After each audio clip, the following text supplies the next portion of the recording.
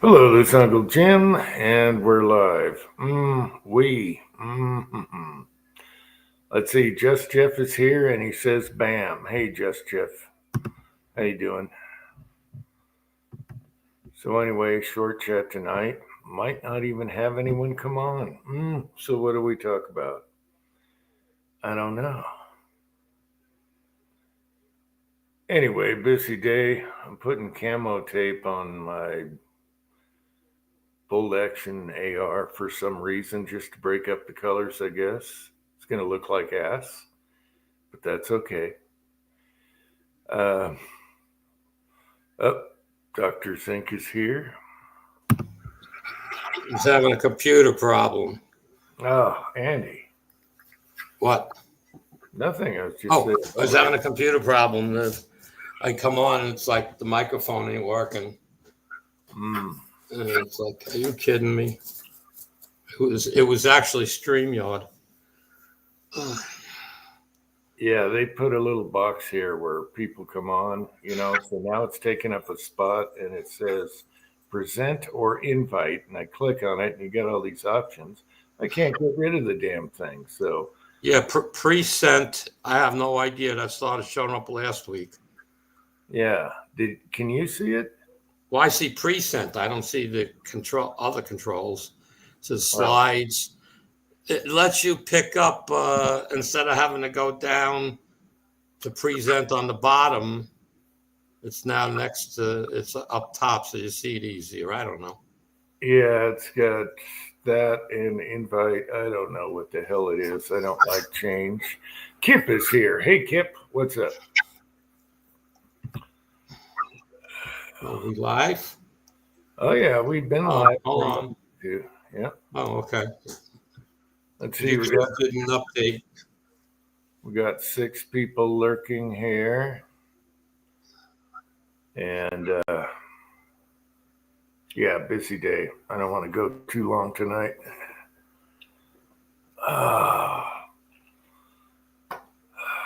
So. Oh, that's better. Get rid of the yuck. That would be nice. Yeah, so you posted a link in the reply to the video. I'm surprised YouTube let you do that. And it was huge. Huge link. Well, yeah, that's the scope that's on my Rossi. Mm-hmm. That's the cheapest one you have. I got one cheaper. No, mine's cheaper. Mine's $40. Oh, when I went online and looked at it, it was $69 on Amazon. No. 41 bucks ship. Oh, wait a minute. I think the one I picked was variable. Yeah, you did the one that Pollard has, the whatever it is, the 2 to 7 or whatever. Yeah. Yep, you got to keep us updated on that. Old one guy is here. Hey, old one guy. Well, no, Rossi's been shooting great. That scope's been great. It's got a wider field of view. That's why I was having trouble. The other one was like 30 millimeter tube. It's like I couldn't find the target. It was like so small that trying to look through the eyepiece, I couldn't find the target.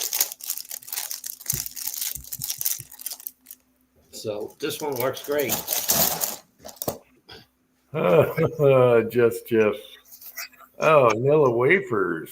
Yeah. I remember those.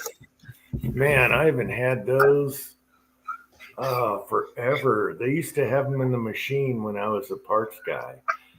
Yeah, they got them there. I think they got a little smaller in size, but they still taste the same. As I remember, they're good with dipping them in coffee and eating them, for a breakfast snack when you're working and shipping stuff. After you box them, you ship them. Anyway, yeah. I went online to look at your upper for the 300, the bolt, and was it $289, $299, and $329. Well, they were on sale for $299. You can get all kinds of calibers that people like, 6.5 Grendel. Yeah, I saw that, but a 450 Bushmaster, I think. The 329 was what I can't was had the higher level coatings on it and stuff. Oh, they put Cerakote on some Yeah, now. whatever. Yeah. Yeah, I'm just gonna slap some you camo can't tape. beat that for $299, especially if you got a lower already. And you can get a 243, which is great little coyote gun. And what's great about it is the magazines, ARs. Yep. So you're not reloading. You're just shooting for days on the same magazine. Yeah, and they're cheap. So that was good. Well, on my magazines, on New York is 10 rounds, unfortunately, but that's okay. I shoot from a rest, so the longer magazines are a pain in the ass for me anyway. But Yeah, on a bolt action, 10 rounds is good with me too. I mean, even my AR, I shoot from a rest, and yeah, anything up, 15 round is I can't put the gun in the rest. It hits the table first. yeah. So, but I have only one mag that I have came with the Mossberg 300 Blackout that's labeled 300 Blackout. And everything else I have is 223. And I only have one out of about 30 mags that I have that doesn't feed right. Gives me, I can, like you said, you can feel it doesn't feed right. Mm-hmm. I only have one like that. And I have different brands, but I chased the metal ones whenever they were on sale. So that's what I mostly have. Rollis is here. He's probably driving home. Yeah, man, I thought it was fun. Years ago, I wanted a bolt action when the Uintas came out. There was another company, and I was like, that would just be something different and cool. But now here we go. Bear Creek came out with a $300 ship to your house upper. I didn't go that route because I wanted to use up old parts. But if anyone out there that's interested in something like that, just get their whole upper. I mean, they're going to ship it to you for $299. Are you out of mind? I paid. I got a what is it PSA I think upper from that I bought 300 blackout for my AR, and thing works great. The bolt wasn't available back then. Otherwise, I might have went that route because I put the what I can put in. I have two lowers. One of them is designed as a single shot, meaning when you pull the trigger, the bolt stays open, and you push the bad lever and it closes. Yeah, for compliance. Yeah, for compliance. Okay. The other one is the one I built, and to become New York compliant, I bought one of those Cali bolts, which makes it a bolt. Okay, but that piece alone is 200 something, 200 and change. So yeah, if the Bear Creeks are legal in New York, the bolt is the bolt. $299. Yeah, $299. It's Well, it was actually fun. I enjoyed it, so I'm glad I got it. And my son bought the Bolton upper, no barrel, no up, right. and I think he decided on a pencil barrel 223 without a buffer tube or anything. So he's already cut the bolt. You can cut the back legs off of the bolts, Right. So it doesn't have to go into the gas tube. Yeah. And he cut that. We slapped it on Mr. Snubs or some of our other lowers that don't have a buffer. Just it's blocked off, and it works flawless. And it's super smooth without the spring, to push it. And so that's going to be his project. And then he's got this everything's minimalist. It's a rifle stock, not a pistol brace, but it's a folder. And it's like totally minimalistic skeletonized, just a bar and a thing. And I thought it was a pistol brace. He goes, no, that's a rifle. It's going to be a rifle. Yeah, I mean, when I go back a few years, when I bought the Mossberg bolt, and I only paid $549. That's a complete rifle. So it would have cost, if I was going to build an AR, it would cost me that much anyway. So, Well, that's too bad about New Jersey. Sheesh, it's a bolt action. Yeah, Washington from where I left is kind of funky too. I don't even know what's legal there anymore. It's crazy. It's crazy town. Vanessa Kitty is here. Hey, Vanessa. well, we have the same. We can get pretty much any rifles. Well, they can't ship it to me, but they can ship it to a gun store. So, as far as New York compliant, we're still dealing with a bunch of bullshit, and we can buy ammo through the mail, but it has to be shipped to a gun store. So, the couple of stores around me, they're just charging you $15 to do the paperwork, so it's not too bad. But that's if you're buying a lot of ammo, it's worth it. Yeah, it's just weird that they charge. Yeah, it's just weird. Fuzzy is here. Hey, Fuzz. Well, they can't ship it to you. So yeah, that's weird. That's weird. So you gotta ship it to the gun store, and they don't care. In other words, the gun store's selling ammo, but he's, let's say, $25 a box, and I can get it for $19 a box. Yeah. So if you're buying 100 boxes, you're buying 1,000 rounds, it's okay. You're still ahead. But yeah, I've seen a lot of good deals on 5.7 ammo, and what was the other one? 10 millimeters come down. There was another one that really good deals now. More people are shooting that ammo. I think it was 10 and 5.7. Prices came way down. 9 millimeters down quite a bit too. You got like $10.50 for 50, so it's not too bad. Yeah. Yeah, the only thing I buy is self-defense, hollow point stuff. Jag is here. Hey, Jag. Unless it becomes super cheap to where, okay, if I load it, my time, it's about the same, then maybe yeah. I can't buy, they can't sell me zinc bullets, so. How's it going, Jag? Hubbies is here. Hey, Hubbies. I mean, I'm seriously, I don't mind spending the time because it's a whole part of the hobby. I shoot it, I clean it, I reload it, and repeat. And I'm in no rush. But I load a lot. Over the winter, I load a lot. So I don't really load during the summer unless I'm I got a new bullet that I want to try. But basically, I cast all year. I'm not casting when it's 85, 95 degrees outside, but my garage is cool because the sun doesn't beat on it almost at all.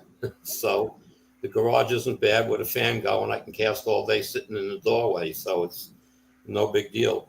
But I enjoy every aspect of it. And I don't sit there and say, I got to cast 500 bullets today. If I cast 50, it's enough. I don't care. Yeah, I like the tweaking part of it. You tweak with your loads and play and experiment. You never get bored. It's part of the hobby. If you've made the time for that part of the hobby, then cost isn't a factor. Your time is not a factor. It's a hobby. Okay, it's something you do. Whether you're doing model cars or like me, race cars is a hobby. Okay, your time is not a cost factor when it's a hobby. Only your material is. That's right. I used to make a lot of stuff for the families and Christmas and different just hobby stuff, and it was fun. Now I have no time for that. Let's see, Fuzzy's getting political. Yeah, everyone right now is protesting the tariffs, but look at who those people are. And right now, it's across the nation. All of a sudden, everyone's doing it at the same time with the same signs and everything. So who's paying for all this? Soros. Anyway, Soros. anyway, just look at them, and you know, judge by your enemies. Anyway, yeah. Well, not to get into a stupid subject, but as of last night, my brother and I no longer speak. Mm, He blames me and Donald Trump. He says, yeah. your God is Trump. We have some in-laws on my wife's side and my side, relatives that are that way. And whenever you mention something, they go, I didn't know about that. I didn't hear about that. They're so uninformed. They're just Yeah. emotional. They're emotional about everything. But when you start talking about facts and simple stuff, they don't know because they're watching The View or something. And they're just gurgling all this bull crap.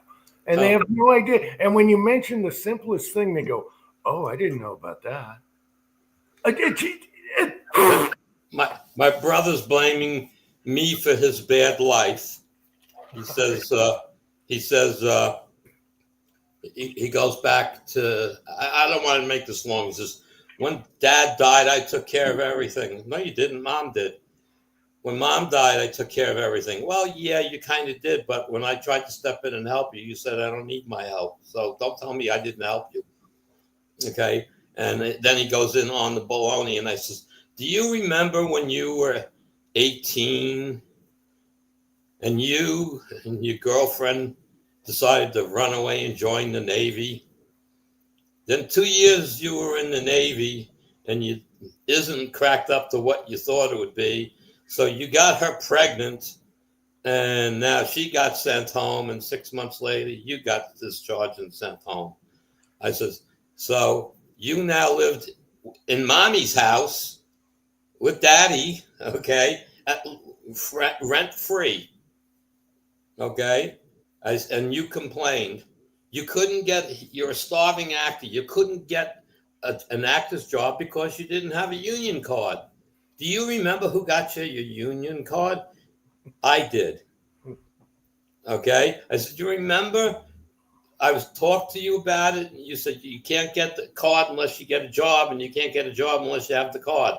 And I said, well, what kind of job do you need? He says, well, just about anything to do with acting. I says, what about like a radio commercial? He says, yeah, you use my voice in a radio commercial, I get the card. So I spent $10,000, my computer stores back then, for a radio ad where he was the voice to get him his card. Whoa. Okay. I said, and at the time, he had no job. So I gave him a job at my computer store. So well, I said, I never, ever helped you out in your life, did I? I says, and because obviously you weren't good enough to get hired to do a film with a part. I said, so that's my fault? Well, okay, there's a couple things I never knew about you. There's a lot. I don't talk about it. You had a computer store and your brother was an actor. I didn't know that. No, he's not an actor. Let's put it this way. Okay. He's been what they call an extra in hundreds of movies, but you never see him in them. He's just in a crowd. He's in So there's one movie where the producer liked him, and that was the movie Big with Tom Hanks.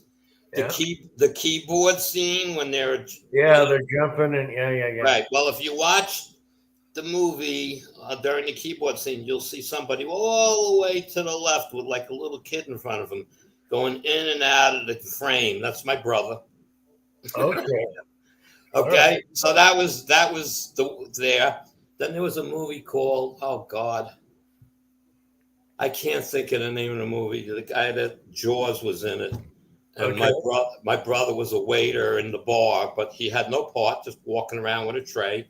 Okay, and you never saw his face. Okay, and there's a bar fight. Jaws picks up my brother and throws him. Okay, But again, no credit, no name, no nothing. He was a stunt double, a stand-in for Matthew J. Broderick in the movie The Family Business. Okay. Okay, but you never saw his face because the stand-in, you have to have a profile that's close, and they shoot you from the back.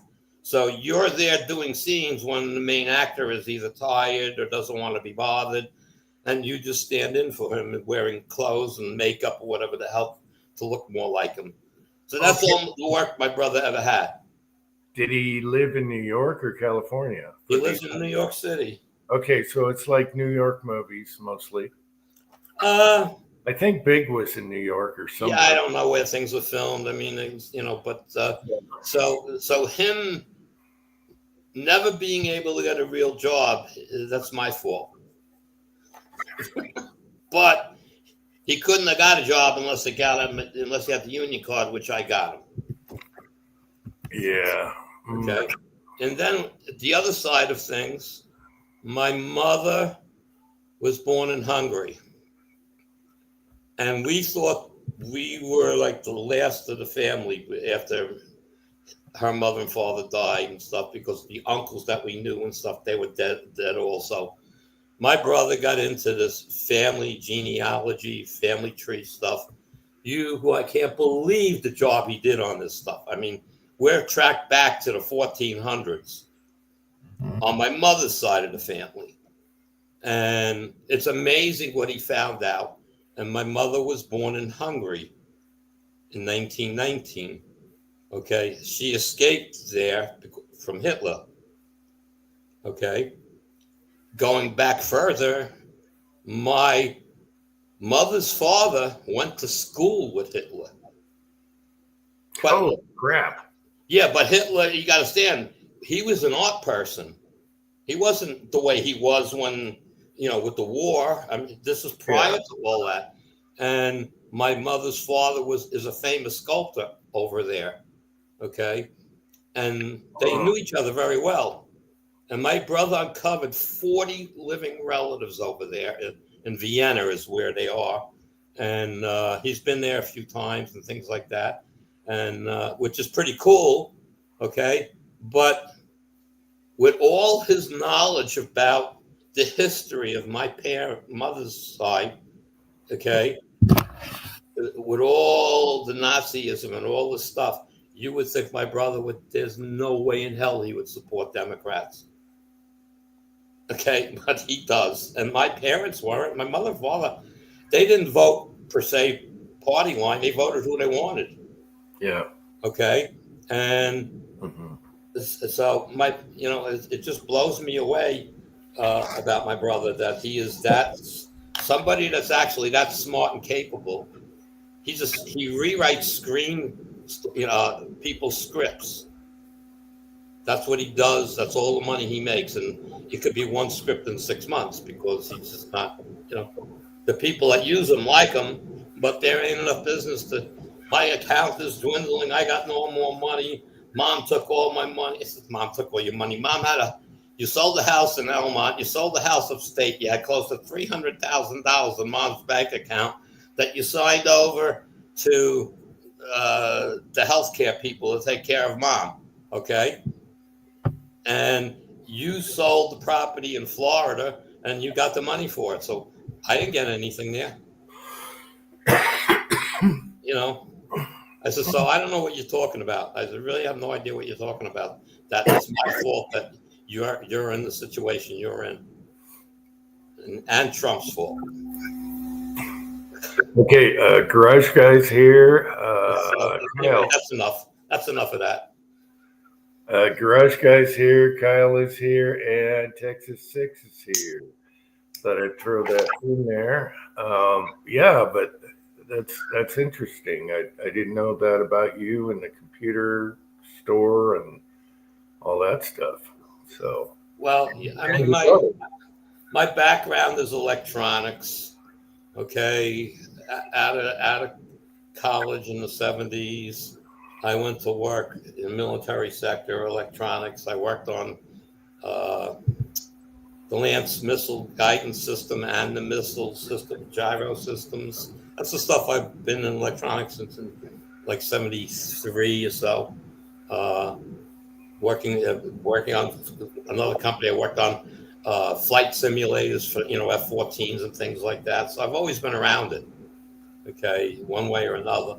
Then I got into computers because my field was dying, and got into computers, and then I got into a different end of the electronic field that I'm in, and I've actually designed and done things, which I did in the beginning too. My name is was on because this stuff is obsolete at this point, but on many things that the military, the Navy used, and stuff on aircraft carriers and things. So,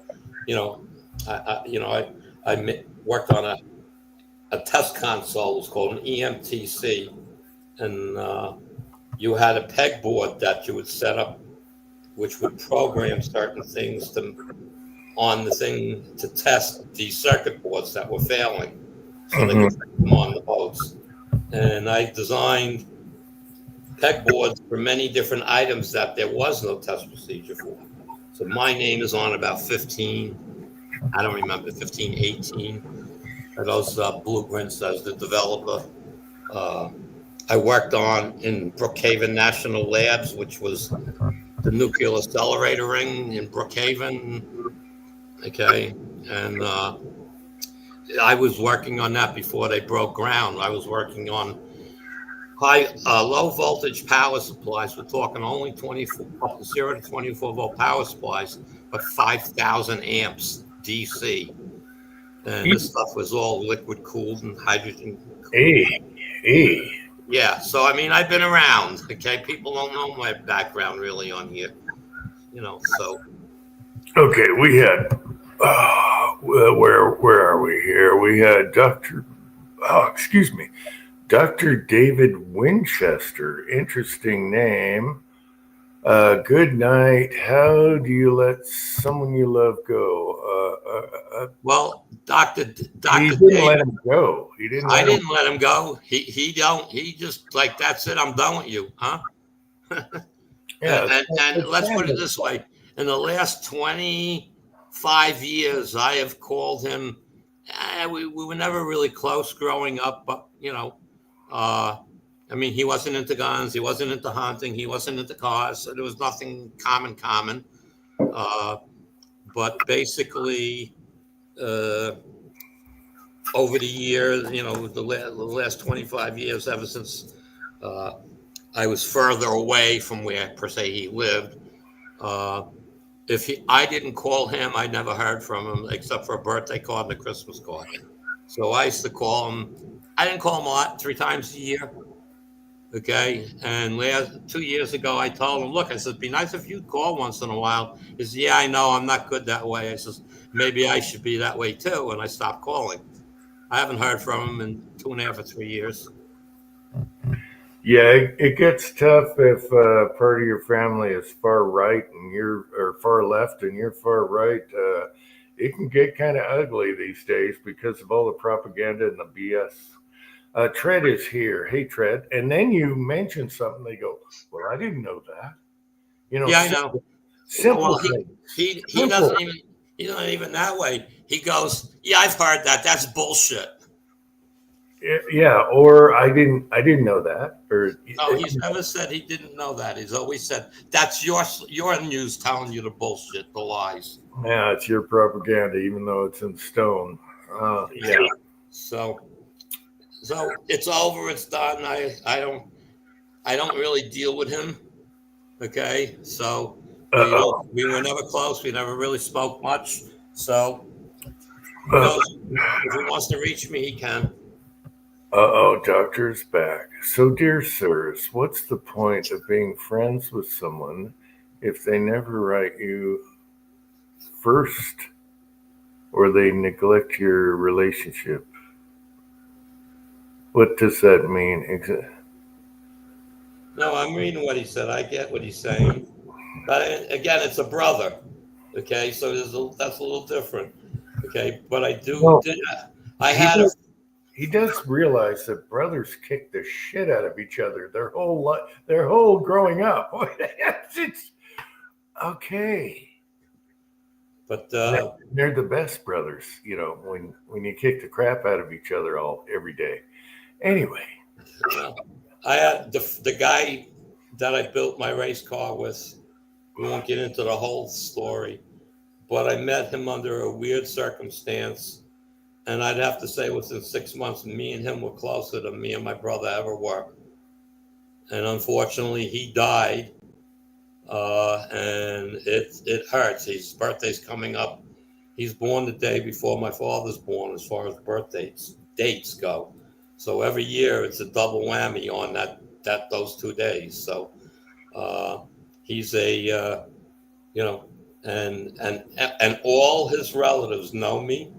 I mean, people that I never met, okay, know me in his family, and said Frank he never could stop talking about me, and so and those guys, it's funny too because it's a mixed family of cousins and whatnot, and I would probably say it's pretty close down the center, 50-50 Democrat Republican, but his own offspring.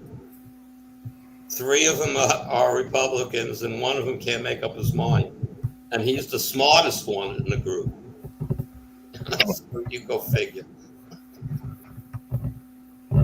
Yeah, I think Doctor's a little bit huggy, a little bit soft there, Doctor. I don't know how you grew up, but it was pretty rough. With brothers and stuff. So. Let's see. My brothers. Oh, I didn't know that about Texas 6. I didn't know that. 10 years older. I'm 7. He's 17. All right. So Texas 6. You didn't get to fight with your brother. You're not around the same age. You missed out because there was some good. There's some good stuff when you're about the same age, and you're fighting over whatever. Yeah. Me and my brother are 3 years and 6 months apart, and honestly say we were never close. And what's funny is he seemed to like job-wise when we were younger. When I left the place, I got him the job to take my place. So it's kind of like I always took care of him in a way, but he don't remember those things. He doesn't consider those things, Mm-hmm. Because, oh, okay, that was my attitude. You don't consider those things. Okay. Yeah, mine were stepbrothers, so they weren't blood. But one was the same age. We did everything together, same music, everything. One was a year or 2 older, and then one was a couple years younger. I don't know if... I think maybe the youngest is still alive. I outlived him, which is unbelievable. Oldest one's dead. The one my age, I think, is dead. And then the youngest, last I heard, he was in Alaska. Yeah. And it's like I said, my brother. I didn't go into this conversation with him yesterday. He was just steaming. I mean, we weren't on the phone. This is on Facebook Messenger. This is how he's breaking up with me. Facebook Messenger. It's like I'm sitting back like going, my God. I says, I've been in the newspaper 7 times, okay, for all good things, being noticed for things that they did, okay. I was on a local news channel, News 12, 3 times with my race car. Me and my car are in a movie, okay. Uh-huh. And my brothers, and again, my name is in all of this. It's not like, who's this guy? This is Andrew Tantillo from. Okay, this is so-and-so from. And it's like, my brother's the actor. He never got anywhere. I've had more airtime than he's had in his career time. So I don't know. Okay, but this is funny because Kyle is talking about fighting with his sister, and Fuzzy's talking about 6 sisters. my dad grew up with older sisters, and they used to beat the hell out of him and fight and everything. And my dad's macho. Okay, it's not like he turned into a girly man after that. But he had a thing about women because of that. You know, they beat the crap. Yeah, I'm laughing my ass off, Fuzz, because my dad was the same way. So, you know, it's funny because, I mean, you know, you laugh about things. Okay, here's another little tidbit. My father's sister, okay, is married to this guy. I mean, I'm just getting into it. Hey, And Michael. his brother, his brother, whoever he was married to, okay, gave birth to Pat Benatar. So my cousin Joyce is 1 year older than me, and so is Pat Benatar. Wait a minute. They lived here in Babylon. Okay, when I grew up, when Wow. we went to visit, I used to play with, you know, be messing around with my cousin and Pat Benatar. Holy crap. Okay, so and through that I met Joan Jett, who was friends with Pat Benatar. So it's but they would know we were kids. I'm just trying to relate to it, you know. Yeah, and Joan Jett and Pat Benatar were big in the 80s. I had a girlfriend that played nothing but Pat Benatar, you know, rebellious type of, you know, music. There's another. See, we're learning everything. I don't talk much about myself, you know, live on air, you know, but this is, you know, my history. It's just like, you know. Yeah, that's weird about Pat Benatar because she was huge in the 80s. And you know, a girlfriend, that's all she played all the time. And I got addicted listening to it. Yeah. But I'm just, you know, again, and it's, to me, when she became famous, both of them, I was like, yeah, okay, she's just another person to me. I can't sing, so great. You know. And it's like, you know, of course, as we got older, I never heard or saw from them because it was a kid thing. You know, I'm 8 years old, messing, you know, visiting on the weekend, my cousins with my parents, and you know, so it's just the way it was. Mm. So there's lots of little things like that about me that I don't get involved with. One or two of the things I'm not even allowed to talk about, I should say. So, you know, people ask me, you know, have you ever served? Not according to the government. That's my answer. They made a mistake. I can't talk about it, and I was no longer there, and you know, things record sealed. So, yeah, you made me think of Sheila. Funny story. I was in the spa business, and the company went out of business. Uncle John knows all about this too. And they just overspent. They bought Mercedes-Benz, and they just overspent everything using, you know, tax refunds and all that for being a business owner. Anyway, they were laying us all off, and the boss comes up to me and he goes, you know, you're a really good worker. How would you like to work for Al? And I'm like, oh my God, the scariest guy, the scariest customer we ever had. I never messed up an order with him. You know, a parts order.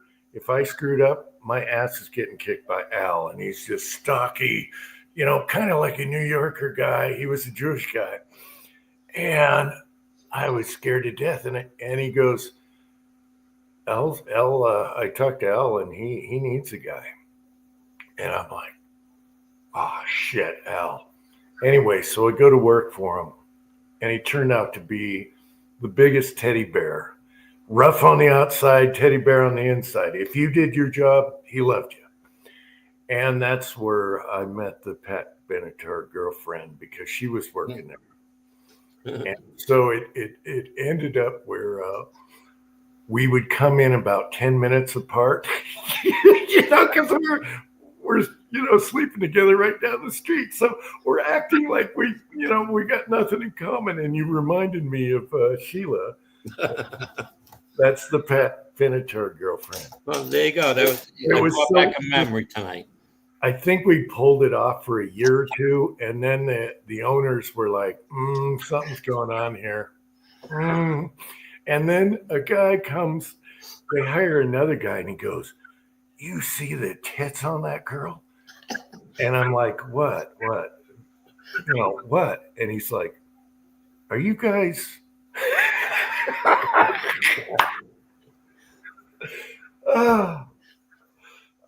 Uncle John knows what I'm talking about. Yeah. You brought back some weird memories. I was 18. 18 and a half. Yeah. And she was a Pat Benatar girl. I didn't want to get married, so she turned around and got married right away. Yeah. I was too young. We were both too young. Yeah. But the other guy's just like all over, like, "Man, you see that?"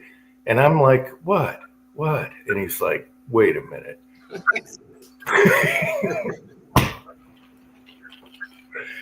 Oh, You getting half cocked with that one? oh, yeah. So You got my comment, right?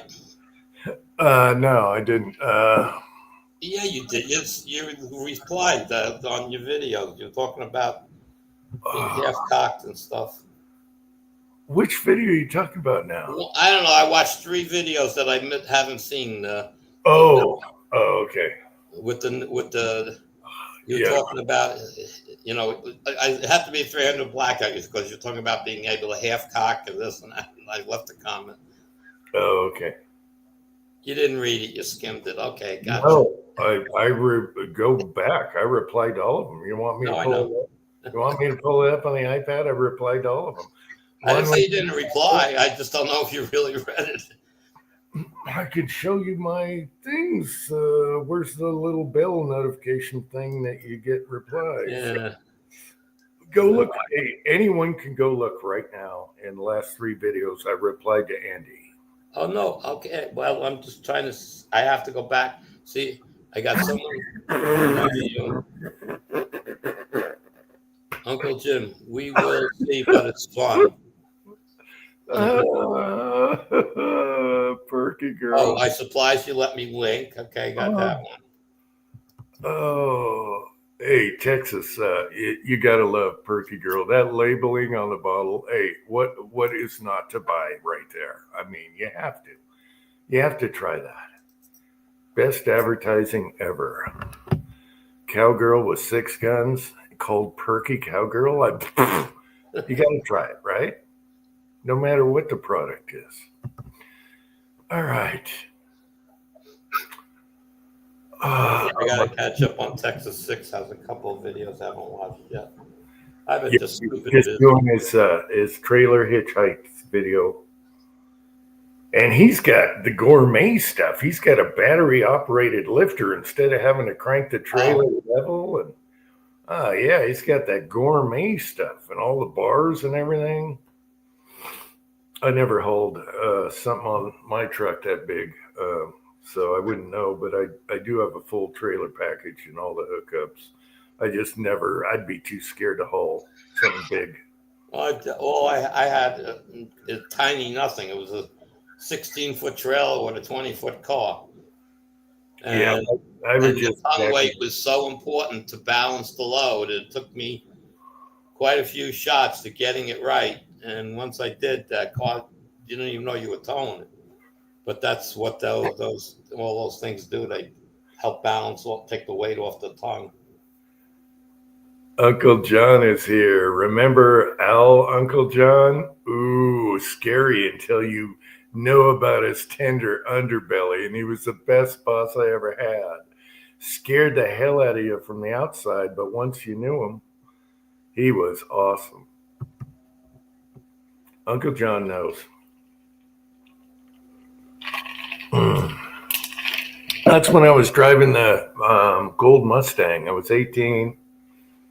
Had a gold Mustang with no nukes, and if you can draft me, how come I can't drink draft beer? Little cardboard sign in the back window.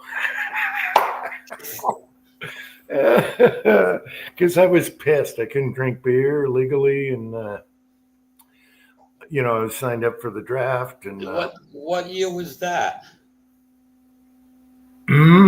maybe Uncle John not well. I'd have to calculate when I was 18 and a half. Yeah, I'm just curious because I mean I'm older than you by a few years, and I was 18 in 71. I could drink. Let's see. Right now, I'm that age, and then minus.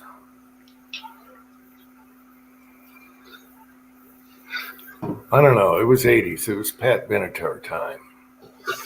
What year was that, John? When I was working at Al's, he might know. So it was roughly in the early 80s. Early 80s. I would high school ended at 79, so Yeah, so it was early 80s. Yeah. And so you weren't able to. I'm just trying to know when they try to remember when they changed the drinking age. But see, I don't think they changed the drinking age here till late 80s. Well, Washington, you had to be 21. Yeah. I was up in Canada, and I could at 18. I've been up in Canada a few times. It was 18 up there in Vancouver, picking up a different girlfriend from Europe, but yeah. Anyway, I missed that car. I wish I kept that Mustang. Damn it. Yeah. In 1970, I started driving to high school, driving a car to school, and it was my mother's 65 Chevy Malibu. Yeah. Malibu. Yeah. Square box. Yeah. With a 6-cylinder. And hey, that's okay. The 6s ran forever.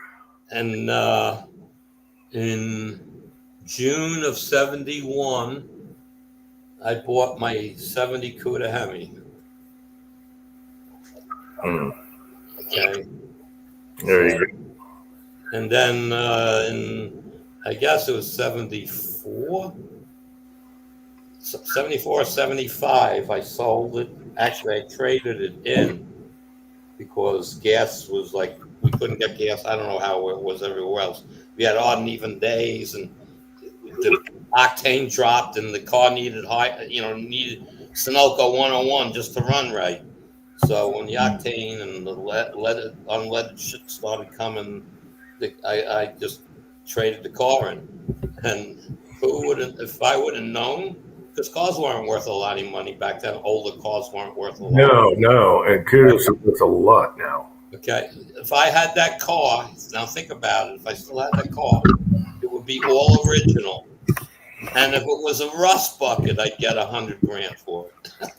I know, and they were dime a dozen at the time. It's no big deal. They weren't really a dime a dozen. They were limited production. Well, no, I'm talking about a reasonable price. Oh yeah, teenagers can afford. Mine was a 70 Plymouth Cuda Hemi, okay, and it was $3,980 plus tax. Yeah. Uncle John, let's go a year or two earlier. Remember when I took what's her name to the Heart concert, and she was wearing high heels, and we had to end up sitting in the back behind the stage? Her dream car was a Cuda. What was her name? The blonde. And that was 78-ish. We were still in high school. I was. Well, she liked a Cuda. It was a Barracuda back then. Hers was a Barracuda. Her dream car was a Barracuda. And at the time, teenagers could actually afford them. They were a little pricey for a teenager, $500 car versus a $1,500 car, but it was obtainable. Yeah. Uncle John remembers that. We went to the Kiss concert and she overdressed and he had these super high heels. We couldn't stand right up front on the stage. We ended up seating behind the stage, but they turned around and played for us. Anyway, John remembers that too. What was her name? Overdressed blonde. Too much. Yeah, too much.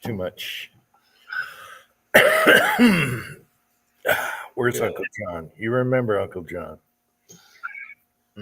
Those I remember, my years growing up, and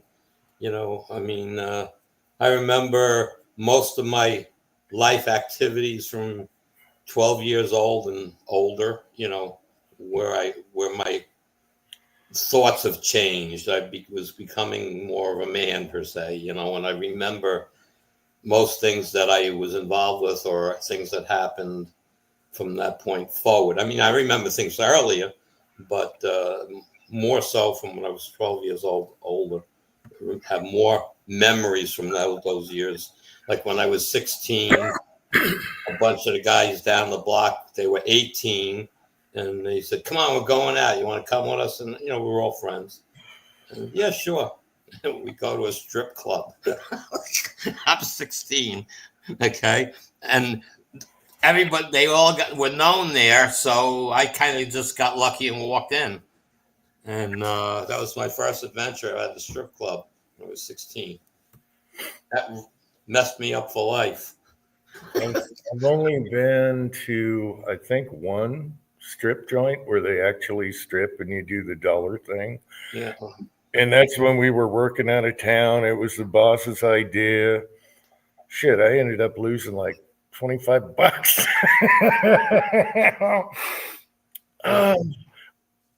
Yeah, that was in Idaho. And I accidentally, put 5 in the old panties there. And all of a sudden she was all in my face the whole night. Mm-hmm. But yeah, all I know is that was, I don't want to say it was a rude awakening. I already had sex at that point, but I mean, never went to a place like that. And it was like, I was having a good time, and money wasn't a problem for me, but I mean, I could just throw it out. But I had a blast that night, and I went back a few more times for the next 2 years with those guys. Nothing crazy, but when I turned 18, I walked in the bar alone and sat at the bar, and of course the girls knew me already from being there enough times, and I said, "I'm celebrating." They go, "What are you celebrating?" Because I'm 18 tonight. And they were like, "What?" And I got in I started getting into the whole circuit of those clubs. I knew where every one of them was. And on Friday nights, I would visit half of them. And on Saturday night, I went the other half of them. And it was this X amount of girls, whatever it was, 50, 60, and they all rotated the clubs. So I got to know all of them. And I got in like Flint with these girls, man. I used to have a blast. It's like, it's the girl, they would come off the stage, they'd sit with me because they knew me, right? And then we started having, they were giving me their tip money to hand back to them. So things like that. And they would sit with me, and the guys would say, "Why do you always sit with this guy?" And I says, "Well, he tips all the time, and he's a lot of fun." Right. And it's like, so it always had a good time at the bars, and I got to know all the owners of the bars and the bouncers and everything else. And then I started dating quite a few of them, and I was having a grand old time. So, as far as I'm revealing too much this chat here, but as far as I can remember, that was the only strip joint I've ever been to. And do you know what the funny thing was? The music they played over and over again. Yeah. You got to keep it separated. Yeah. That was the music they were playing the whole time. We were laughing our asses off. I didn't even like that girl, and I accidentally put a 5, and she wasn't for me. And then she was in my face the rest of the night. So, and we're out of town. We're working our asses off. We needed some kind of relief, and I guess I don't know. It was the boss's idea. He was like my age, 1 year older, maybe. Yeah. Ozark wants a link. Oh, I'm sorry. I haven't been throwing links down. Damn it. I'm sorry, guys. Anyway, I revealed way too much tonight. Yeah, but it's fun to remembering back when you bring it up. It brings back a lot of memories. Yeah. Well, we were young. We were working hard. You work hard, you play hard. We were. Yeah. Yeah. So. I had a good time. They used to have the places I went to. During the summer, they'd have barbecues outside. All girls be outside hanging out, sitting with whoever, and eating food and whatnot. It was fun. Yeah. It was a little different, I guess, maybe in New York. Maybe it was a little more open or something. And it was like in the same, you go to the different bars. Each bar had its like regulars every week, and stuff like that. So it was actually a little bit tight knit group of people at each bar. But, it was, all I can say is I had a lot of fun. Good fun. Yeah. You're just bringing back all these memories I forgot about. So it's hilarious. Well, one last thing, and then I'll shut up for a little while. The company I work for now, but we're going to go back, 35 years ago. We used to go to Vegas for an electronics show. And the first year they went there because the one boss knew I frequented a lot of those clubs because he liked going to them too, but he had to be, quiet about it. And so we're on the plane going to Vegas, and this guy and the other guy, they're two owners of the company. I think we got to take Andy to some of the bars out here in California. All right, so it was second night we're there. They hire this is how my bosses roll. They hire a limo, and we go out to eat. Then we go to a strip club, and and because they couldn't believe I knew so many girls, they thought it was like a story.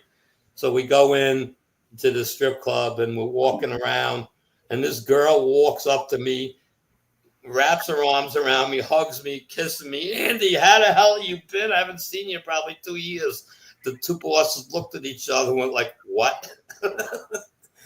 I mean, I don't know these girls are in Vegas. I know them from here in New York. And it was like my bosses couldn't believe, how the hell could you know a girl here in California? She travels. I don't know. Hey, how you doing, guys? I'm doing great. I've never been to one of those clubs ever in my life because Twine watches these videos.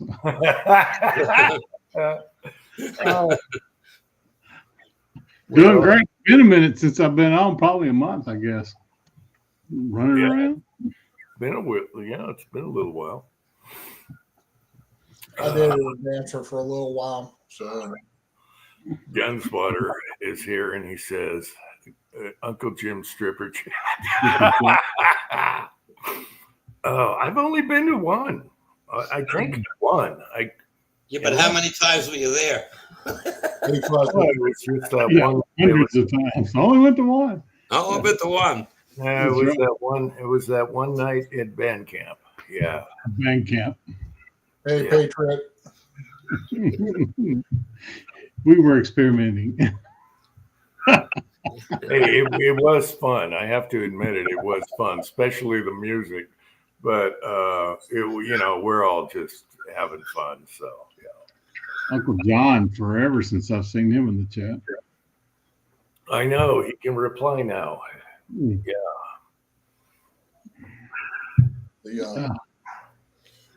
God, the crazy weather we've been having. Arkansas got its ass kicked for 3 days in a row.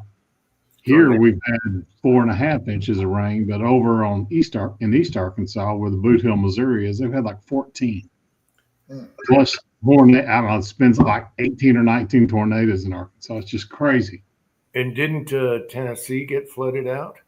Oh, Tennessee, Western Tennessee, the western tip of Kentucky, southern Illinois, that whole strip from Little Rock all the way to just south of St. Louis has just gotten their ass kicked with rain and tornadoes and just crazy. And where my office is in Rogers, Arkansas, we had 8 houses get struck by lightning yesterday. 3 of them caught fire in one storm. Wow. Just ground strike lightning like crazy. Kyle, Yeah. where you at, boy? And now we got a freeze warning. It's snowing in Amarillo. Yeah. Real quick, let me jump in here. Fuzzy, that's not CREEKS, it's CRICK, Cricks, if you're from Ohio, at least from the Valley area. So, hey, you say snow in Amarillo? Oh, yeah. Yeah. And Oklahoma City right now, just, it's been thunderstorms and tornadoes, and tonight I'll light the wood stove. So, Yeah. Climate change already. Climate you're change. going to the yard for the first time this week. Yeah, I've been in bad weather in Amarillo, but it's normally wintertime when it's Right. freezing and snow and stuff like that. So it's going to be 92 tomorrow. It was over 90 today. So Oh, it was 80 yesterday. So it's going to be freezing tonight. We got a hard freeze warning tonight. It's going to be like 28. well, Yeah, it's been weird here. Last 5 days, snow, but then the driveways melted. Snow, driveway melted every day. So I don't have to plow. Could go anywhere, but it's snowing every day. And it's like, what the hell? This is April here. Yeah. So I can't go out and put targets up. It's too sloppy. The creek up at the farm, up at Twine's farm, was 11 feet out of its banks. damn. So, over in East Arkansas, it's real flat. That's rice and cotton country over there. You're not in the Ozarks anymore. 14 inches of rain, it's got nowhere to go. Yeah. The picture behind me I shot a couple hours ago. So lots of snow on the mountains, which is good for the water for summer, but it's just really wacky. I mean, every day it's snowing, but it melts, so I don't have to plow, which is great. The driveway dries out. Weird. And I don't mind that as long as we get our water all summer. That's great. Yeah. Have your turkeys moved back up out of the valley? I heard turkeys last week, but that's about it. I haven't seen them for a while, but they are around. I could hear them. They were out by the garage or something.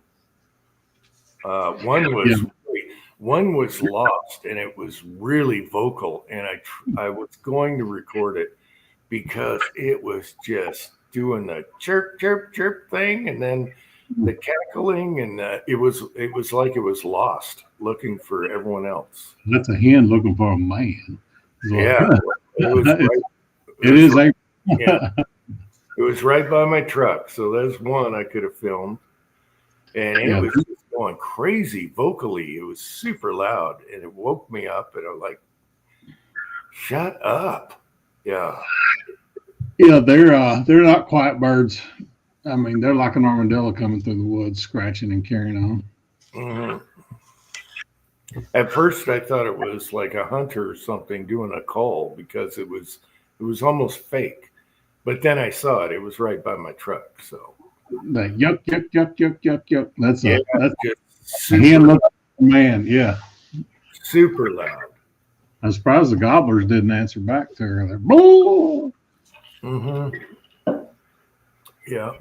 Maybe I got some on camera, but I don't know. It was too early. I didn't want to get up and see if anything's left on there. Anyway, that was the most vocal one I ever heard. It was just ridiculous. Yeah, I deleted it. Yeah, we're gonna be working fire. We're working 3 fires right now. and I'm sure we'll have some leaky roofs and stuff where people shingles are loose from the tornado or whatever. But yeah, we're already been assigned one of those fires from yesterday. I don't know how much we left. It was a 2-alarm fire, but it was a big ass house. Fire marshal hadn't released it, so we can't get on site yet.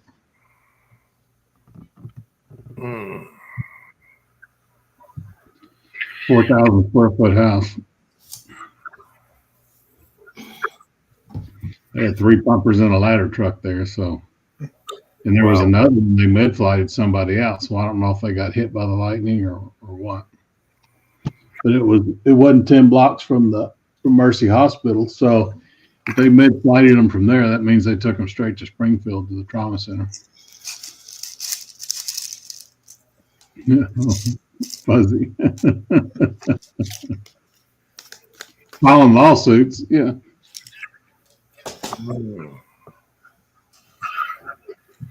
Yeah, there's a lot of whining going on, but just look at who's whining and you get it. Yeah.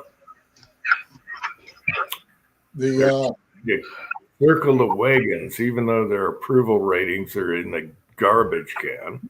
Yeah, people still voting for him though. So, well, I mean, back to what Andy and you were discussing earlier.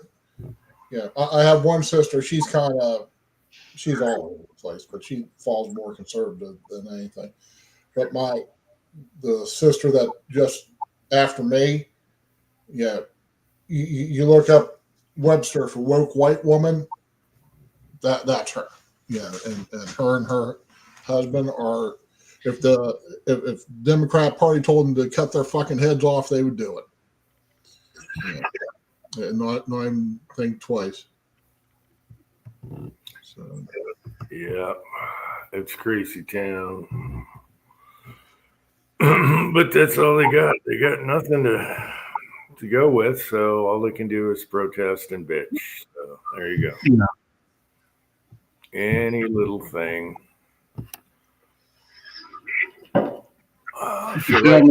Following the money, putting people in jail. Yeah, well, right now the market is kicking our ass because they overreact.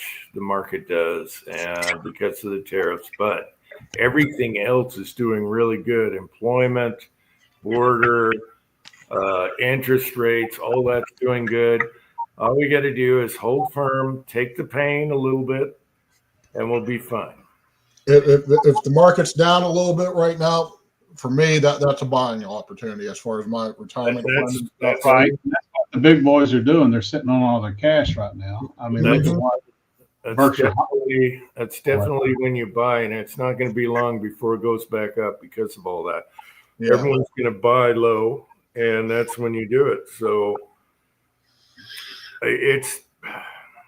we already have other countries buckling and wanting to deal, and that's what the whole thing is about, the deal. So, and they're acting like they're the victims. They're the ones that were charging us tariffs. Everyone. Right. If you look at all the stats, they're the ones that were charging us. But no, when Trump does this, he's the bad guy. We're going to retaliate. Yeah, we only went half of what you're doing. Yeah. So it's a bunch of crap.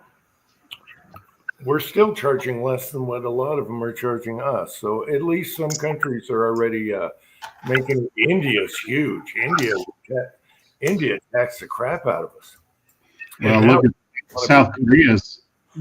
Just doesn't even let us sell vehicles there. They don't allow imported vehicles. So yeah, but India wants to sell their T-shirts again. So they want to go eat, and they were killing it. They were like, and their drugs, their medicine, yeah. Yeah. Nike took a big hit too. Who was that? It takes a little pain, no gain. It's going to come around. Everything else is looking good. So get the market going. Boom, bang, pow. Ever since the election, my miles, I can't say doubled, but most weeks I was just scraping by with my minimum, because I do get a base salary. Yeah. Since the election, things just picked up. These last 6 or 7 weeks, it's just been, things are Well, the trucking companies are the first indicators that the economy's coming back. yeah. If goods are moving, And people are buying. we have one customer up north of Chattanooga that I've been trying to keep as one of my regular customers. 2 and 3 trips a week. I could have, when I was doing time off last week, I could have actually took the Friday load instead of taking that time off, but it was just time for Susie and I had vacation time set up. And this week I'm going to go right back up to that place north of Chattanooga and then go to Allentown because the highway stuff is starting to pick back up. So if everything goes as planned, it's going to be almost a 3,000-mile week next week. And it's just looking like it's going to just get busier. So I'm not crying. I'm not complaining. Yeah, there was a bum rush of imports too with these prospective tariffs coming in, especially auto parts and manufactured parts and stuff like that. The something I learned about Mercedes, like their Sprinter vans. If it's a passenger van, they don't pay the tariffs. So the Sprinter vans they ship over here full of seats. The seats out, pack them up, and then they deck out the interiors to them and ship the seats back over to Europe to be recycled again. So that's a loophole they figured out that Mercedes was doing. Well, so that's how the fancy pickup trucks started coming around. There's some kind of tax on cars like Cadillacs and the town cars and all that. So somebody got the broad idea, this tax doesn't exist for pickup trucks. So then all of a sudden they started making these grocery getters. That's when they started coming up with those big custom. You know what? It's going to be later in the year, but when Susie and I come back, I think I'm going to try to stop and see Kyle on the way back.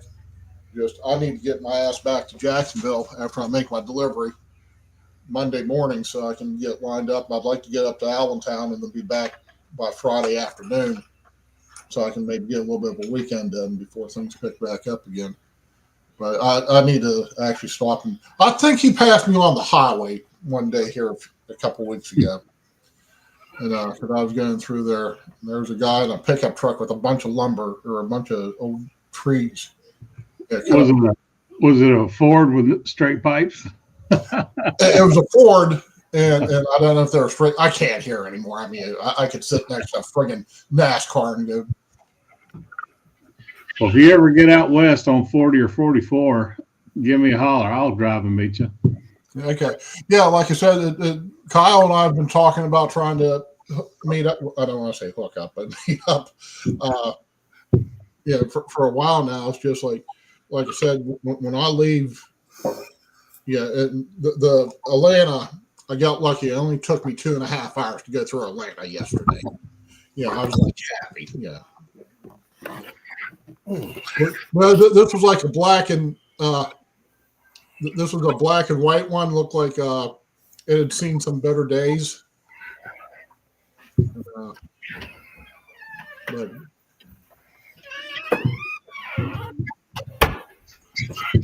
But yeah, well, I think Andy, do y'all import a lot of your bulbs? Andy? What? He's watching strippers on the computer again. I was trying to catch up the side chat. Y'all import a lot of your bulbs? But we're not in the LED business several years now. Oh, okay. But they were made in China, but it was by a company that we had money with. But I don't know what the prices were. I didn't know if y'all were stocking up in anticipation for that's we're having in what we're doing now with the company. there's been a slowdown of product because they have to prove that they're not selling us something. We're selling them a service. So they're sending us the IC chips to perform a service for them. They can't use, most military level companies, they can't use today's chips because the leads are strictly tin, or they are what they call lead-free solder.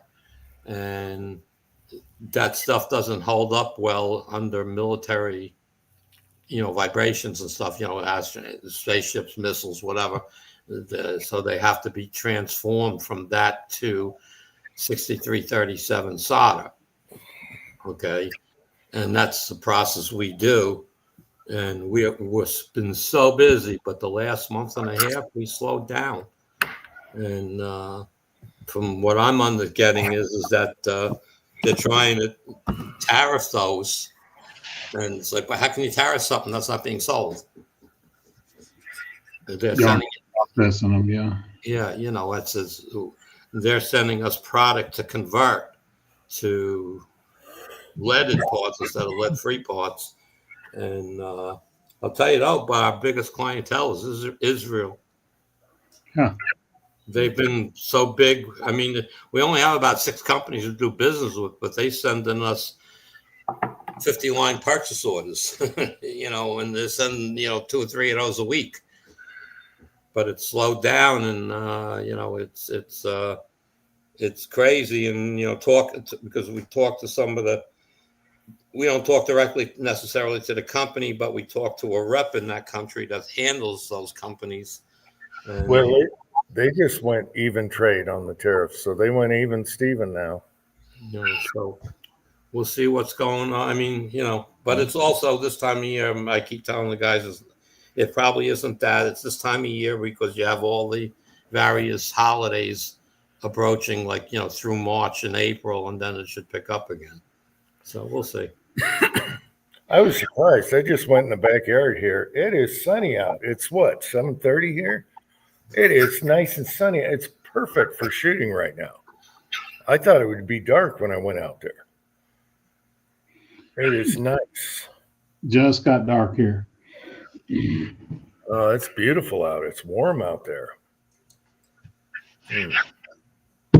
Had to do the old initials. Right. It's easier that way. Less wear and tear on the plungers. Yeah. Let's see. Yeah, I'm surprised that sun isn't down. So, wow, things are changing. Spring has arrived, except for tomorrow when it's 30 degrees outside. That's the way it is this time of year. I've seen snow on the ground in May here. So. Well, we had snow here one year in May on Long Island. So, and we've had March a few times, but nothing to talk about. But we did have snow. But we're up and down right now. We were 70 one day, the next day was 45, then it was 60 something, then it was 45. It's like, so it's coming another week or so. Yeah, it just seems like winter is ending late. It's just weird this year, So I just want to dry out so I can go pick up all the bullets and put targets out there. Right now, you do your Easter egg hunt. Yeah, right now I'd be stuck in the mud, ruin another pair of shoes. It is just, yeah. And it was so dry, like a week or two ago, it was dry. It was like, okay, time to go out and pick up bullets. Nope. Then it snows, snow. Anyway, kind of wacky. I'm going up to Chicago on the 13th for a conference for 3 days. So that's going to be interesting. I hope the weather cooperates there. Like downtown Chicago? We're about 25 blocks from O'Hare is where we're meeting. For a 2-day business conference. I'm in a peer group of owners. There's a dozen of us, and we're kind of steering committee for the franchise. So there's 400 Rainbow Restorations, and I'm on a committee of 15 owners that we kind of help them establish policy. So that's what it's for. Skeeters are getting brave and stupid around here. Yeah. Anyway, it's coming up to my bedtime. Uh-oh. Well, you gotta remember, I don't know what time you guys get up every day, but I'm up usually during the week. I'm up at 4:30, and on Saturday I usually wake up at 5 because that's when I wake up. That's 2:30 Uncle Jim time. Yeah. He's just going to bed. Yeah. Yeah, I'm watching a movie in bed usually. Yeah. So everyone have a great weekend, and we'll see you soon. All right, Andy, be good. Okay. See you in a Thanks. little while. Thanks for coming on, Andy. We'll see you next week. And get Jim, out and do some shooting. my son 3D printed me these stands for the turrets. Yep. Who, your And- son? Yeah, well, and they're handy too. Yeah, Tin Man found them for me. Said here, because I was bitching about running the room to store them. So yeah, they can print like 6 of them at a time on their tray. Yeah. Yep. I love the old turret. I have to make a new shelf. Mm-hmm. No, you're not. You don't. Everything is set. You don't have to reset your dies other than maybe your seating die, and that is handy. Oh, I love it because I'm always thinking around. That's my favorite press for that. Just blam, grab a turret, and you're loading. Yeah, straight walls or 300 blackout. That's a good one. I still do my hunting loads on the single stage. I'm just a little bit pickier on them. I was doing 223 on the turret, and that was amazing how well that worked. And Yeah. 8 dice ready to go on the turret, but I already got 12 of the damn things, and now I gotta. Where are we? Oh, let me take you off here. Yeah, if I was doing critters or critter loads, 223, I'd be comfortable on the turret. No, the turret's great. I use it like a single stage though. I throw on the measure, so I can see everything, put it back, and then start seating bullets. Yeah. I like, on 300 blackout, 223, even some 308, I'll do, I'll fill the tray up and I'll do that on my powder drop, and then I'll feed them in that way. I still haven't got Pat is here. Hey, Pat. There's Pat. Cat. Pat, I found me a replacement screen online for $35 and it comes with all the tools to replace the screen. Oh, speaking of printers, my son sold his older printer to his dentist. And the dentist bought it for his son because his son has a different printer. And so the Ender 3 or whatever it is, he sold it to the dentist. Took it down there when he was getting his teeth cleaned or whatever. Next time bamboos go on sale, we're going to get that 4-color bamboo. Bamboo. It's a brand of 3D printer. Yeah, I should know that because I can see it right now. It says Bamboo Labs. Yeah. Bamboo. Yeah. They've got one you can put 4 colors in at the same time, and you can do multicolor. And that's what I'm looking at right over here. That's the one to get those. That's the handy dandy one right there. Yeah, it's right next to me, 5 seconds away. That's why he sold his other one. He was going to keep them both, but he had the Ender in his bedroom and the bamboos out here where I'm sitting on a cabinet there. Yeah, it's really nice. So I think the dentist is really cool, and they're talking about stuff. And he goes, "Yeah, I need to get a printer for my son." My son goes, "Well, I got one that's give you a good price and everything." So the dentist son is probably enjoying it right now. He just a couple days ago gave it to him. But yeah, the bamboo, that thing's a rock star. Yeah, I can tell you that right now. Anything I want, he'll print it out, put it on my bench in the morning. Yeah. And I love the mag holders for ARs and the Glock mags and any other mags you could print. But I want to print that sketcher you got. I open my file cabinet now, and all my AR mags are standing up and organized. It's beautiful. Yeah. Yeah. They got them you can put down in ammo cans and all that, so they stand up nice. Well, these are all sticking straight up butt side first, and you know what's what and what size. They got all different sizes. I just open the file cabinet, and it's like, boom, there's the 300 buck. There's the regulars.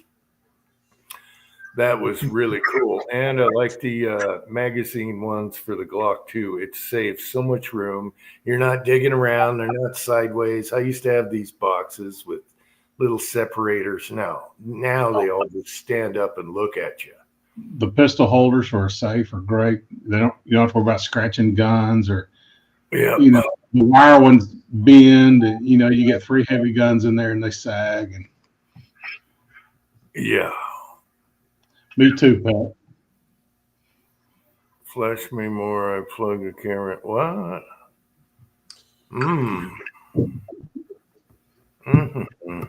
He wants her to give him a titty shot. He heard us talking about strippers, so. Hey, babe. Never mind. I'm a bachelor this weekend, so I got nobody to ask.